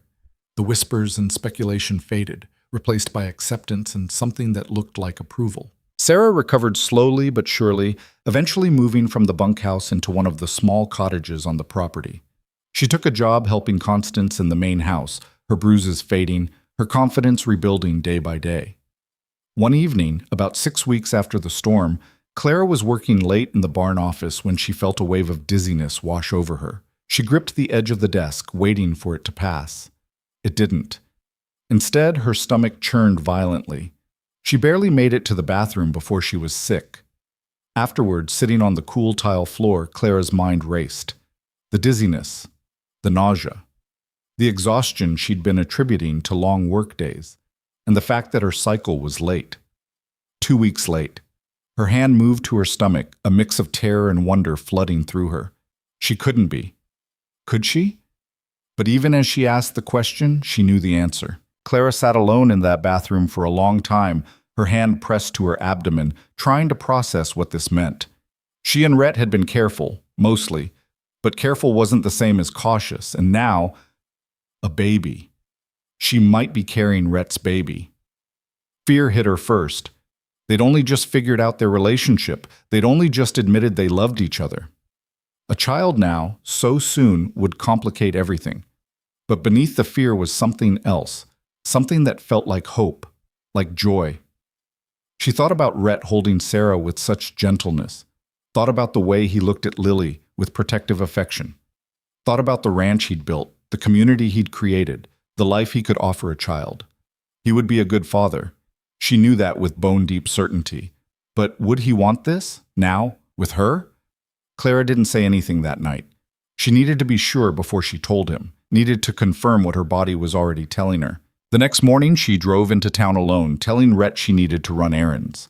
She went to the pharmacy, bought 3 different pregnancy tests, and took them in the public restroom. All 3 were positive. Clara sat in her truck in the parking lot, staring at the tests in her lap, her emotions a tangled mess. Excited, terrified, overwhelmed. She was going to have a baby. Rhett's baby. The drive back to the ranch felt surreal. Clara kept glancing at herself in the rearview mirror as if she should look different now, as if becoming a mother should have changed her appearance somehow. She found Rhett in the barn, working on a broken fence post. He looked up when she entered, his face breaking into a smile that still made her heart skip. "Hey," he said, setting down his tools. "How were your errands?" "Fine," Clara said, her voice sounding strange to her own ears. Rhett's smile faded. He moved closer, concern flickering in his eyes. "What's wrong?" "Nothing's wrong," Clara said quickly. I need to tell you something." Rhett's entire body went tense. "Okay." Clara took a breath, searching for the right words. There was no easy way to say this, no perfect moment. "I'm pregnant," she said simply. The silence that followed was deafening. Rhett just stared at her, his expression completely blank, as if his mind couldn't process what she'd said. "Rhett?" Clara's heart hammered. "Say something." "You're sure?" His voice was rough. 3 tests. All positive. Rhett's face went pale. Actually pale. Clara watched as he took a step back, then another, his hand coming up to grip the back of his neck. "Rhett?" Clara moved toward him, fear creeping in. "Talk to me." He stopped, took a breath. "I need a minute." He walked out of the barn. Clara stood frozen, shock and hurt warring in her chest. That wasn't the reaction she'd expected. She thought he might be surprised, maybe worried about timing, but she'd expected him to be happy eventually. Instead, he'd walked away. Clara waited 5 minutes, then 10. When Rhett didn't return, she went looking for him. She found him behind the barn, pacing like a caged animal, his breathing harsh and uneven. "Rhett, you're scaring me," Clara said. "Please tell me what you're thinking." He stopped pacing and turned to face her. His eyes were wild with something that looked like terror. "My mother died giving birth to me," he said, his voice breaking. "Did I ever tell you that?" Clara's breath caught. "No." "Labor complications. She bled out before the doctor could get there." Rhett's hands were shaking. "My father never forgave me for it. Never said it out loud, but I knew. Every time he looked at me, he was seeing the woman he loved dying to bring me into the world." Understanding crashed over Clara. "Rhett, I can't lose you," he said, the words tearing out of him. "Clara, I can't. If something happens to you because of this—" Clara closed the distance between them and grabbed his face in her hands, forcing him to look at her. "Listen to me," she said fiercely. "We're not your parents. This isn't 100 years ago. We have hospitals, doctors, medicine." "That doesn't always matter," Rhett interrupted. "Women still die in childbirth. Complications still happen. And if something happens to you, then we'll deal with it together," Clara said firmly. "But you can't let fear of what might happen rob you of what is happening. We're having a baby, Rhett. Your baby. Our baby." Rhett's eyes were bright with unshed tears. "I'm terrified." "So am I," Clara admitted. "I'm terrified of everything. Of labor, of being a mother, of whether I'll be any good at this. But I'm also happy, because I want this baby, and I want it with you." Rhett's hands came up to cover hers where they still cupped his face. "What if I can't protect you? You've been protecting me since the day I arrived. You gave me safety when I expected cruelty. You gave me partnership when I expected control." Clara's voice was gentle. "But this you can't control. This you just have to trust." "I don't know how to do that." "Then learn, with me, one day at a time." Rhett pulled her into his arms, holding her so tightly Clara could barely breathe. She felt him trembling, felt the fear radiating from him, and held on just as hard. "I can't lose you," he whispered into her hair. "You're everything. I'm not going anywhere," Clara promised. "I'm stronger than you think, and I'm not doing this alone. I have you." They stood like that for a long time, wrapped around each other, Rhett's fear slowly giving way to something else. When he finally pulled back, his eyes were still worried but no longer panicked. "A baby," he said, like he was testing the word. "A baby," Clara confirmed. Rhett's hand moved to her stomach, resting there gently. "When?" "Based on my last cycle? About 7 months." 7 months, Rhett repeated. His throat worked. "We need the best doctor, the best hospital, everything—" "Rhett, I'm serious, Clara. No expense spared. Whatever you need, whatever makes this safer—" Clara caught his hand and squeezed. "I know, and we'll do all of that, but right now I just need you to tell me how you feel." Rhett was quiet for a long moment. When he spoke, his voice was thick with emotion. "Terrified," he said honestly, "but also happy. Under all the fear, I'm happy." Clara's eyes filled with tears. "Yeah?" "Yeah." Rhett's hand pressed more firmly against her stomach. "We made this. Together." "We did." A smile broke across Rhett's face, tentative but genuine. "We're going to be parents." "We are." He kissed her then, gentle and reverent, his hand still cradling the place where their child grew. When they finally returned to the house, Constance took one look at them and knew immediately. "Pregnant," she said flatly. Clara's jaw dropped. "How did you— Been sick in the mornings, haven't you? Tired all the time? And you turned green at the sight of bacon yesterday." Constance crossed her arms. "I've been around enough pregnant women to know the signs." Rhett looked at Clara. "You've been sick?" "Just a little," Clara said quickly. "Morning sickness. It's normal." "Is it?" Rhett's worry was back in full force. "Shouldn't we call a doctor? Make sure everything's—" "Rhett, breathe," Clara said, squeezing his hand. "I'll make an appointment, but this is all normal." Constance's expression softened. "Congratulations, both of you." "Thank you," Clara said. "When are you due?" "Sometime in January, I think. I'll know more after I see a doctor." Constance nodded approvingly. "Winter baby." "Good. Gives you time to prepare, and ranch work slows down in winter anyway." Over the next few days, Rhett threw himself into preparation with an intensity that would have been funny if it weren't so touching. He researched doctors, called hospitals, started converting one of the spare rooms into a nursery. He also became ridiculously overprotective. "You shouldn't be lifting that," he said when Clara picked up a box of supplies. "It weighs 5 pounds. Still, let me do it." Or, "Should you be riding horses? I'm 2 months pregnant, not made of glass." Or, "Maybe you should rest. You've been working all morning." "Rhett, I'm fine. The doctor said exercise is good for me." It was endearing and frustrating in equal measure. Clara loved that he cared, but she wasn't an invalid. She was pregnant, not dying. Finally, after Rhett tried to stop her from climbing a single stair, Clara had enough. "We need to talk," she said, pulling him into the barn office and closing the door. "Is something wrong? Is it the baby?" "The baby is fine, but we need to establish some boundaries." Rhett looked genuinely confused. "Boundaries? I love that you're worried. I love that you care. But Rhett, you can't wrap me in cotton wool for the next 7 months. I need to work. I need to live. I need to feel like myself. I just want to keep you safe." "I know, but you're driving me crazy." Clara softened her tone. "I promise to tell you if something feels wrong. I promise to be careful. But you have to trust me to know my own body." Rhett was quiet for a long moment. Then he sighed. "I'm being ridiculous, aren't I?" "A little," Clara admitted. "But it's sweet. I just keep thinking about, I know what you keep thinking about, and I understand. But you can't let fear control you. You can't let what happened to your mother dictate what happens to us." Rhett nodded slowly. "You're right. I know you're right. I just love me more than anything." Clara pulled him close, resting her head against his chest. "Then love me by trusting me. Trust that I'll take care of myself and our baby. Trust that I'll ask for help when I need it. Can you do that?" "I'll try," Rhett promised. And he did try. It wasn't perfect. He still worried, still hovered sometimes, but he made an effort to step back, to let Clara live without constant monitoring. The pregnancy progressed smoothly.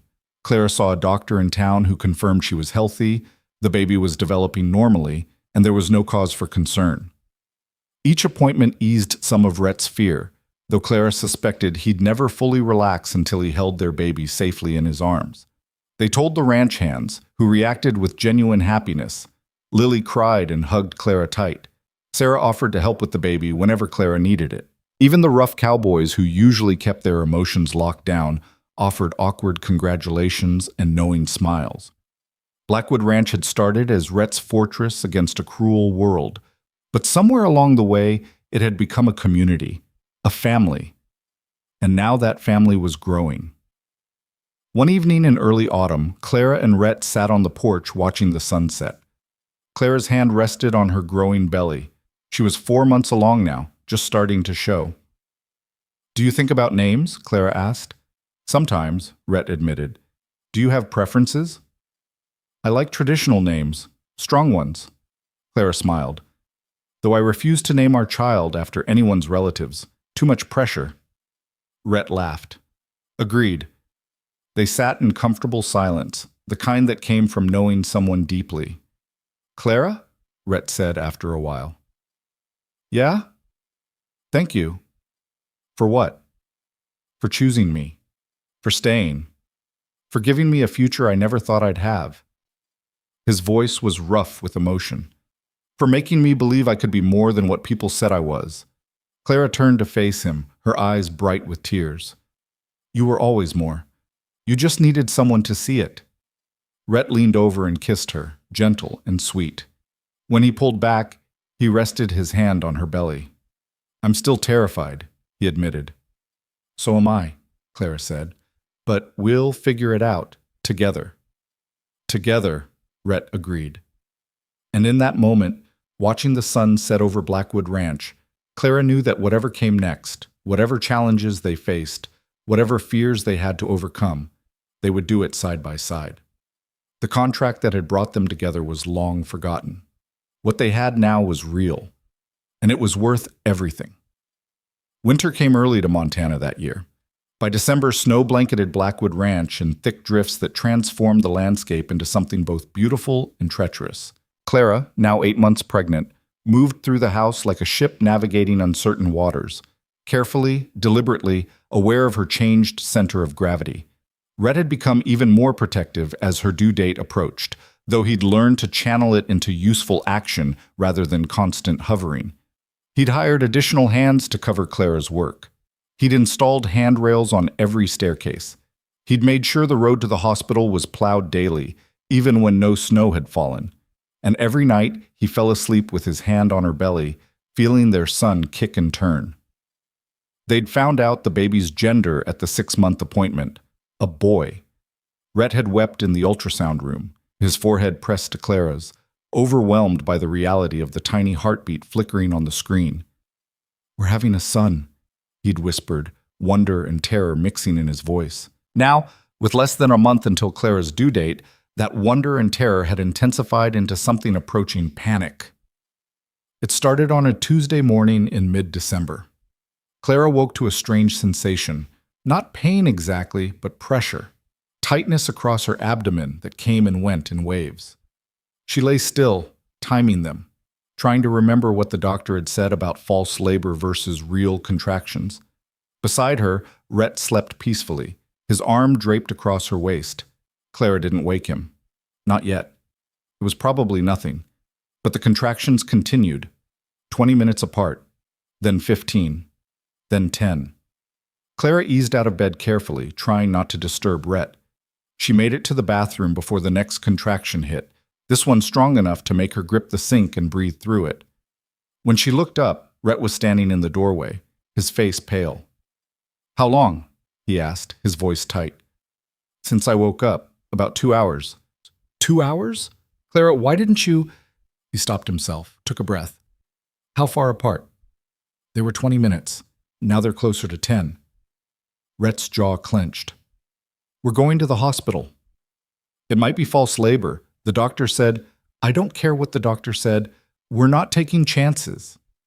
Another contraction hit, stronger than the last. Clara gasped, her hand shooting out to brace against the wall. Rhett was beside her instantly, supporting her weight, his face a mask of controlled fear. "We're going," he said firmly. "Now." Clara didn't argue. The drive to the hospital took 45 minutes, every second of which Rhett spent white-knuckled and tense. Clara tried to breathe through the contractions, which were coming faster now, 8 minutes, then 6, then 5. "Talk to me," Rhett said, his voice strained. "Tell me what you're feeling." "Like someone squeezing my entire middle in a vice," Clara said through gritted teeth. "But it's manageable. I'm okay." "You're not okay. You're in pain." "Rhett, this is normal. Women have been doing this for thousands of..." She broke off as another contraction rolled through her, this one intense enough to steal her breath. Rhett's hand found hers, squeezing tight. "I'm right here. I've got you." They made it to the hospital just as Clara's water broke in the parking lot. Rhett carried her inside, shouting for help, his composure finally cracking. The next 6 hours were a blur of pain and pressure, and Rhett's voice in her ear, steady and constant even when his hands shook. The labor was hard, harder than Clara expected, though the doctor assured her everything was progressing normally. But normally didn't account for the exhaustion, the overwhelming intensity, the moments when Clara was sure she couldn't do this for another second. And through it all, Rhett never left her side. He held her hand when the contractions peaked. He wiped sweat from her forehead. He breathed with her when she felt like she was drowning. And when Clara screamed at him that this was his fault, that she hated him, that she was never doing this again, he just nodded and said, "I know. I'm sorry. You're doing so well." Around hour 5, complications started. The baby's heart rate dropped. The doctor's expression turned serious. Words like distress and emergency cesarean floated through the air. Clara saw Rhett's face go white, saw the terror in his eyes, the same terror that had gripped him when she first told him she was pregnant, the fear that he would lose her the way his father lost his mother. "No," Clara said firmly, gripping his hand hard enough to hurt. "Look at me, Rhett. Look at me." His wild eyes focused on her face. "I'm not dying," Clara said, pouring every ounce of conviction into the words. "I'm not leaving you. We're both going to be fine. Do you hear me?" "Clara, say it. Say we're going to be fine." Rhett's throat worked. You're going to be fine. We're going to be fine, Clara corrected. All three of us. She saw him struggle, saw him fight against the fear that had been his constant companion for 9 months. Then something shifted in his expression. He squeezed her hand back, his voice steadying. All three of us, he repeated. You're right. We're going to be fine.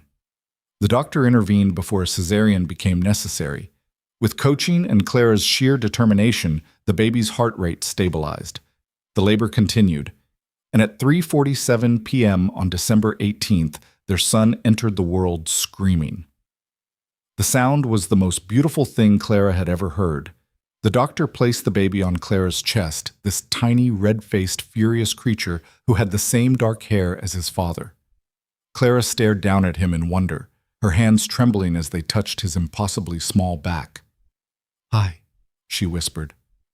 "Hi, baby. We've been waiting for you." Beside her, Rhett made a sound that was half laugh, half sob. His hand joined Clara's on their son's back, his shoulders shaking with the force of his emotions. "He's perfect," Rhett choked out. "Clara, he's—" He couldn't finish. He just wept, his forehead pressed to Clara's shoulder, his free hand clutching hers. Clara had never seen him cry like this, had never seen him so completely undone. And she loved him even more for it. "We did it," she said softly. "We're all okay." Rhett lifted his head, his face wet with tears, and looked at their son. Can I hold him?" The nurse helped transfer the baby to Rhett's arms. Clara watched as her husband cradled their son with infinite gentleness, this dangerous man who'd built his reputation on being feared, holding a 7-pound baby like he was made of spun glass. "Hi there," Rhett said, his voice breaking. "I'm your dad, and I promise I'm going to do better by you than my father did by me. I promise you're going to know you're loved, every single day." Clara's eyes burned with fresh tears. The baby stopped crying, his unfocused eyes seeming to find Rhett's face. One tiny hand reached up, fingers spreading. Rhett offered his finger. The baby's hand closed around it with surprising strength. "Look at that grip," Rhett said, laughing through his tears. "He's strong, just like his mother." "Just like both his parents," Clara corrected. They named him James Thomas Blackwood. James for Rhett's father, though Rhett swore this James would have a different story. Thomas for Clara's father, a bridge toward healing that relationship. The first few days with a newborn were chaos. James had strong opinions about everything, when he wanted to eat, when he wanted to sleep, how he wanted to be held. Clara was exhausted in ways she'd never imagined, her body recovering while also trying to keep a tiny human alive. But Rhett was extraordinary. He changed diapers without complaint. He walked the floors at 3 a.m. when James wouldn't settle. He brought Clara water and food and held their son while she showered. He did everything with the same fierce determination he brought to running the ranch, but tempered now with gentleness. And Clara fell in love with him all over again, watching him become a father. 2 weeks after James's birth, Rhett came into their bedroom where Clara was nursing the baby. He had an envelope in his hand and an expression she couldn't read. "What's that?" Clara asked. Rhett sat on the edge of the bed, turning the envelope over in his hands. "The contract. The original one you signed." Clara's breath caught. She'd almost forgotten about it. The contract that had brought them together seemed like something from another lifetime. "What about it?" she asked quietly. "I've been keeping it in my office, in a locked drawer." Rhett's voice was low. "Every time I looked at it, I remembered the day you signed it, the way your hand shook, the way you looked at me like I was something to be feared. Rhett, and I kept it because I thought, I don't know what I thought, that I needed proof this was real, that I needed a reminder of where we started." He shook his head. "But I don't need it anymore." He stood and walked to the fireplace where a small fire crackled. He held the envelope over the flames. "Our marriage isn't built on this piece of paper," Rhett said. "It's built on everything we've chosen since then. Every day we've chosen each other. Every moment we've built something real." He dropped the envelope into the fire. They watched together as the paper caught, curled, turned to ash. "We're free," Rhett said quietly. "Really free. No contract, no conditions, just us." Clara's eyes filled with tears. Just us, she agreed.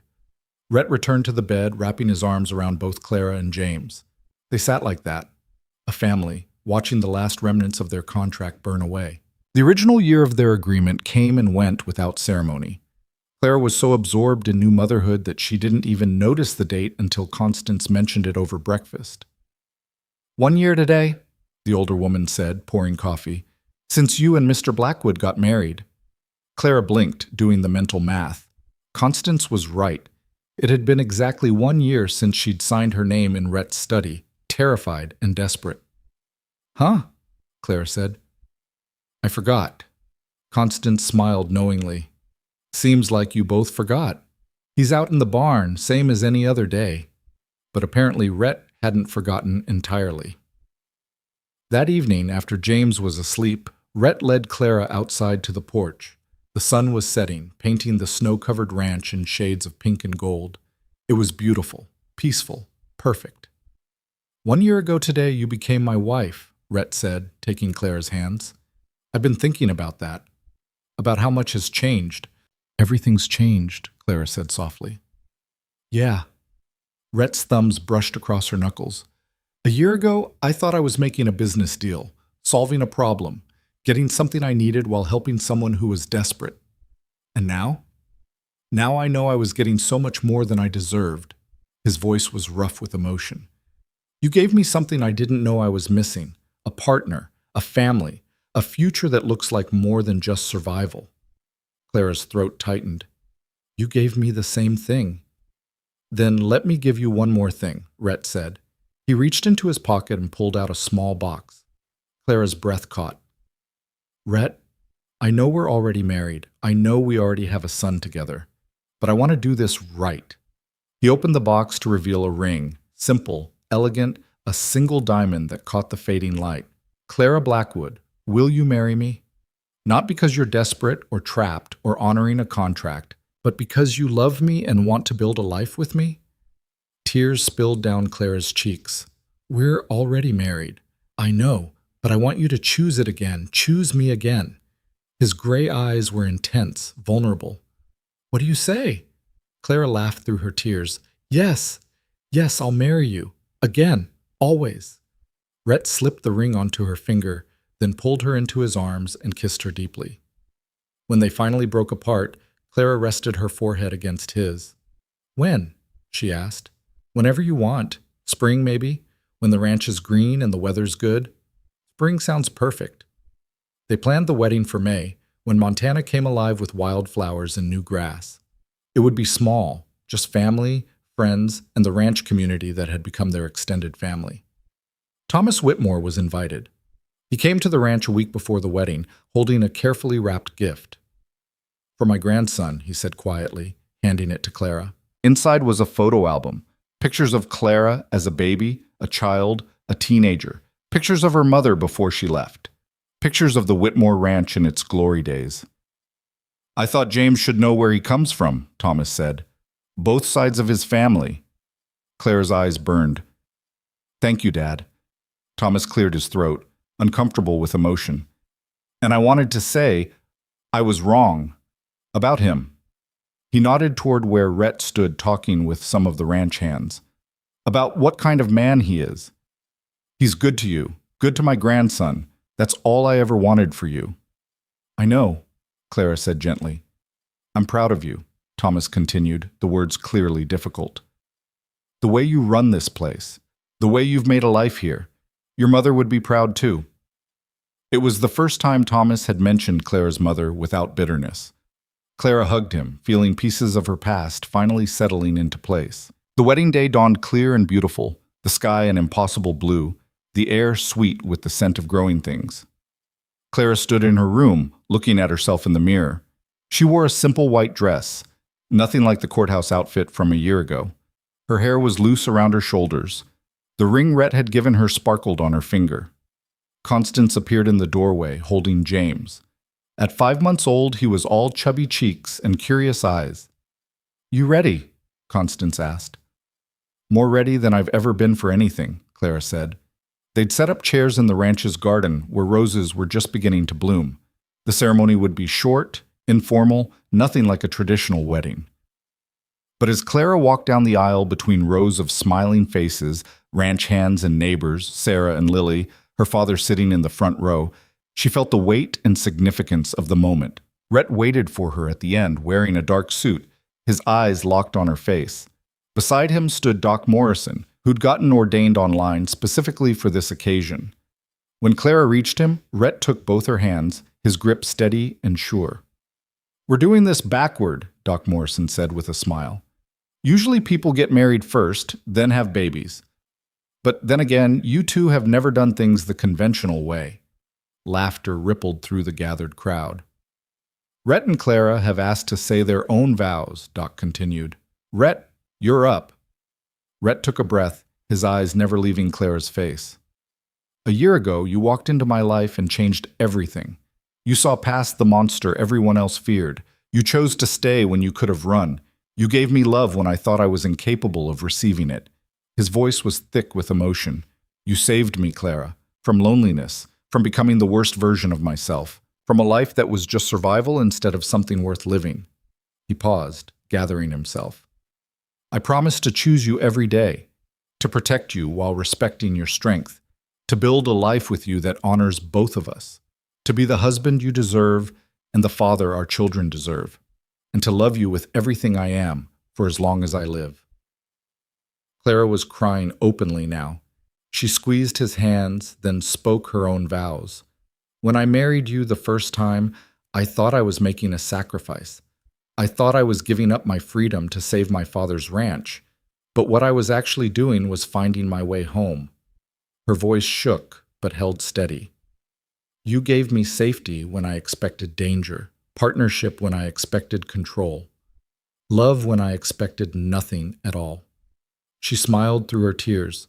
"I promise to stand beside you through every storm, to challenge you when you need it and support you always, to build this ranch and this family together as equals, and to love you fiercely, completely, for the rest of my life." Doc Morrison beamed.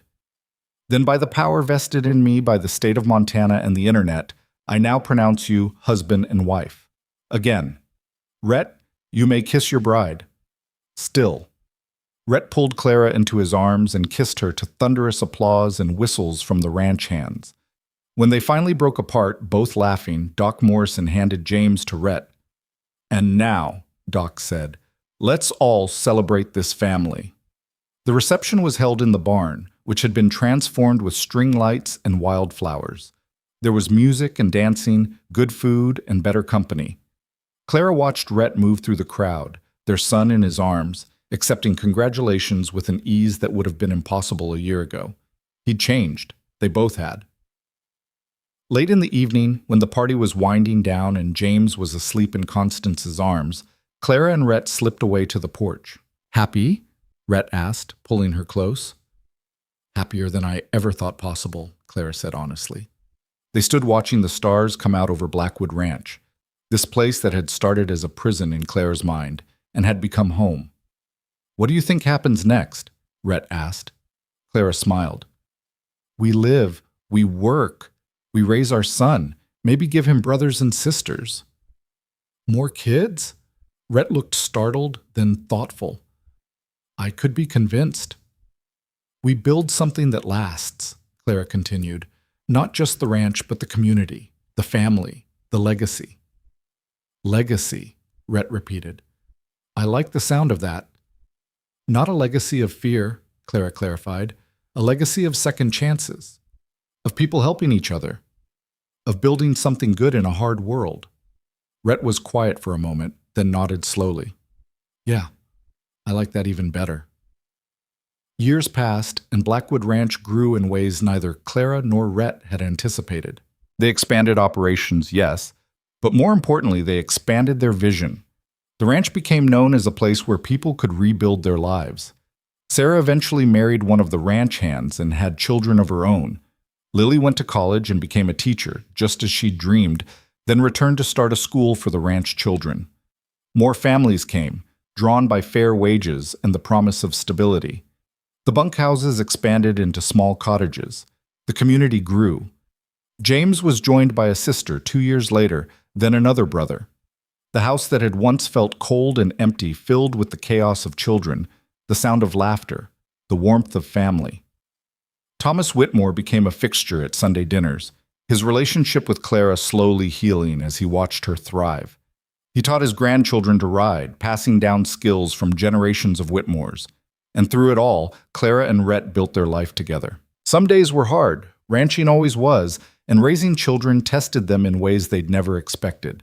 They argued sometimes, disagreed on decisions, struggled with the weight of responsibility, but they never doubted each other, never questioned the foundation they'd built. On their 10th anniversary, they stood in the same spot where they'd renewed their vows, watching their children play in the garden.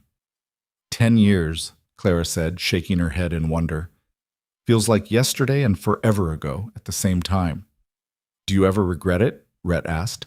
Signing that contract, marrying a monster? Clara turned to face him, placing her hand on his cheek.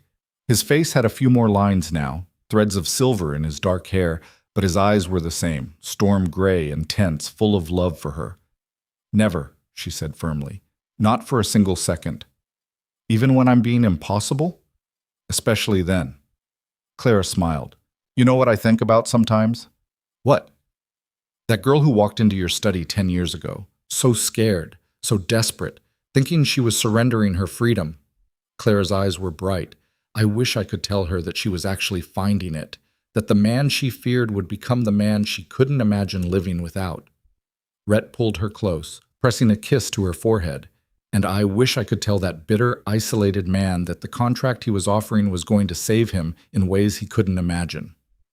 They stood wrapped in each other's arms as their children's laughter rang out across the ranch. James, now 9, was teaching his younger siblings to skip stones in the pond. Their daughter, Lily, named for the young woman who'd helped Clara adjust to ranch life, was 7 and fierce. Their youngest, a 4-year-old boy they'd named Daniel, was attempting to catch frogs. This was legacy. Not land or money or power, but love passed down, lessons learned, a family built on choice and commitment, and the courage to keep choosing each other. Mama, Papa, James called. Come see, I skipped it 6 times. Clara and Rhett walked hand in hand toward their children, toward the life they'd built, toward a future that stretched out bright and full of possibility. And as Clara watched Rhett scoop up Daniel while praising James's stone-skipping skills, she thought about how far they'd come. From a desperate bargain to a love story. From strangers bound by paper to partners bound by everything that mattered. The contract had been the beginning. But what they'd built since, through storms and fears, through joy and tears, through every choice to stay and fight and love, that was the real story. That night, after the children were asleep and the ranch was quiet, Clara found Rhett in his office, looking at something on the desk. What are you doing? She asked. He looked up, a small smile on his face. Looking at this.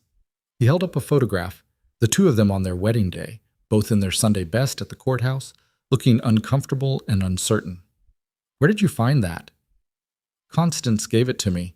Said she took it that day, thought we might want it someday. Rhett studied the photo. Look how young we were. How scared. Clara moved to stand beside him, looking at the image. We had no idea what we were getting into. Best decision I ever made anyway, Rhett said.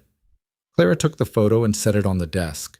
Then she cupped Rhett's face in her hands and kissed him, slow and deep and full of 10 years of love and partnership and choosing each other again and again. When they finally broke apart, Rhett's eyes were soft with emotion. I love you, he said simply. I love you too, Clara replied. Always have, always will. And in that moment, in that office where it had all begun, Clara understood something profound. The contract had been about survival, hers and his. But what they'd created was about so much more than that. It was about becoming, about transformation, about 2 broken people finding wholeness in each other. It was about a bargain that became a choice that became a commitment that became forever. The monster and the desperate girl were gone, replaced by a man who'd learned to love and a woman who'd learned her own strength. What remained was simply this: a family, a home, a legacy built not on fear but on the courage to keep choosing love. And that, Clara thought as Rhett pulled her close and they walked together up the stairs to bed, was the best story of all. The contract had given them 1 year, they'd chosen to make it a lifetime, and neither of them had any regrets.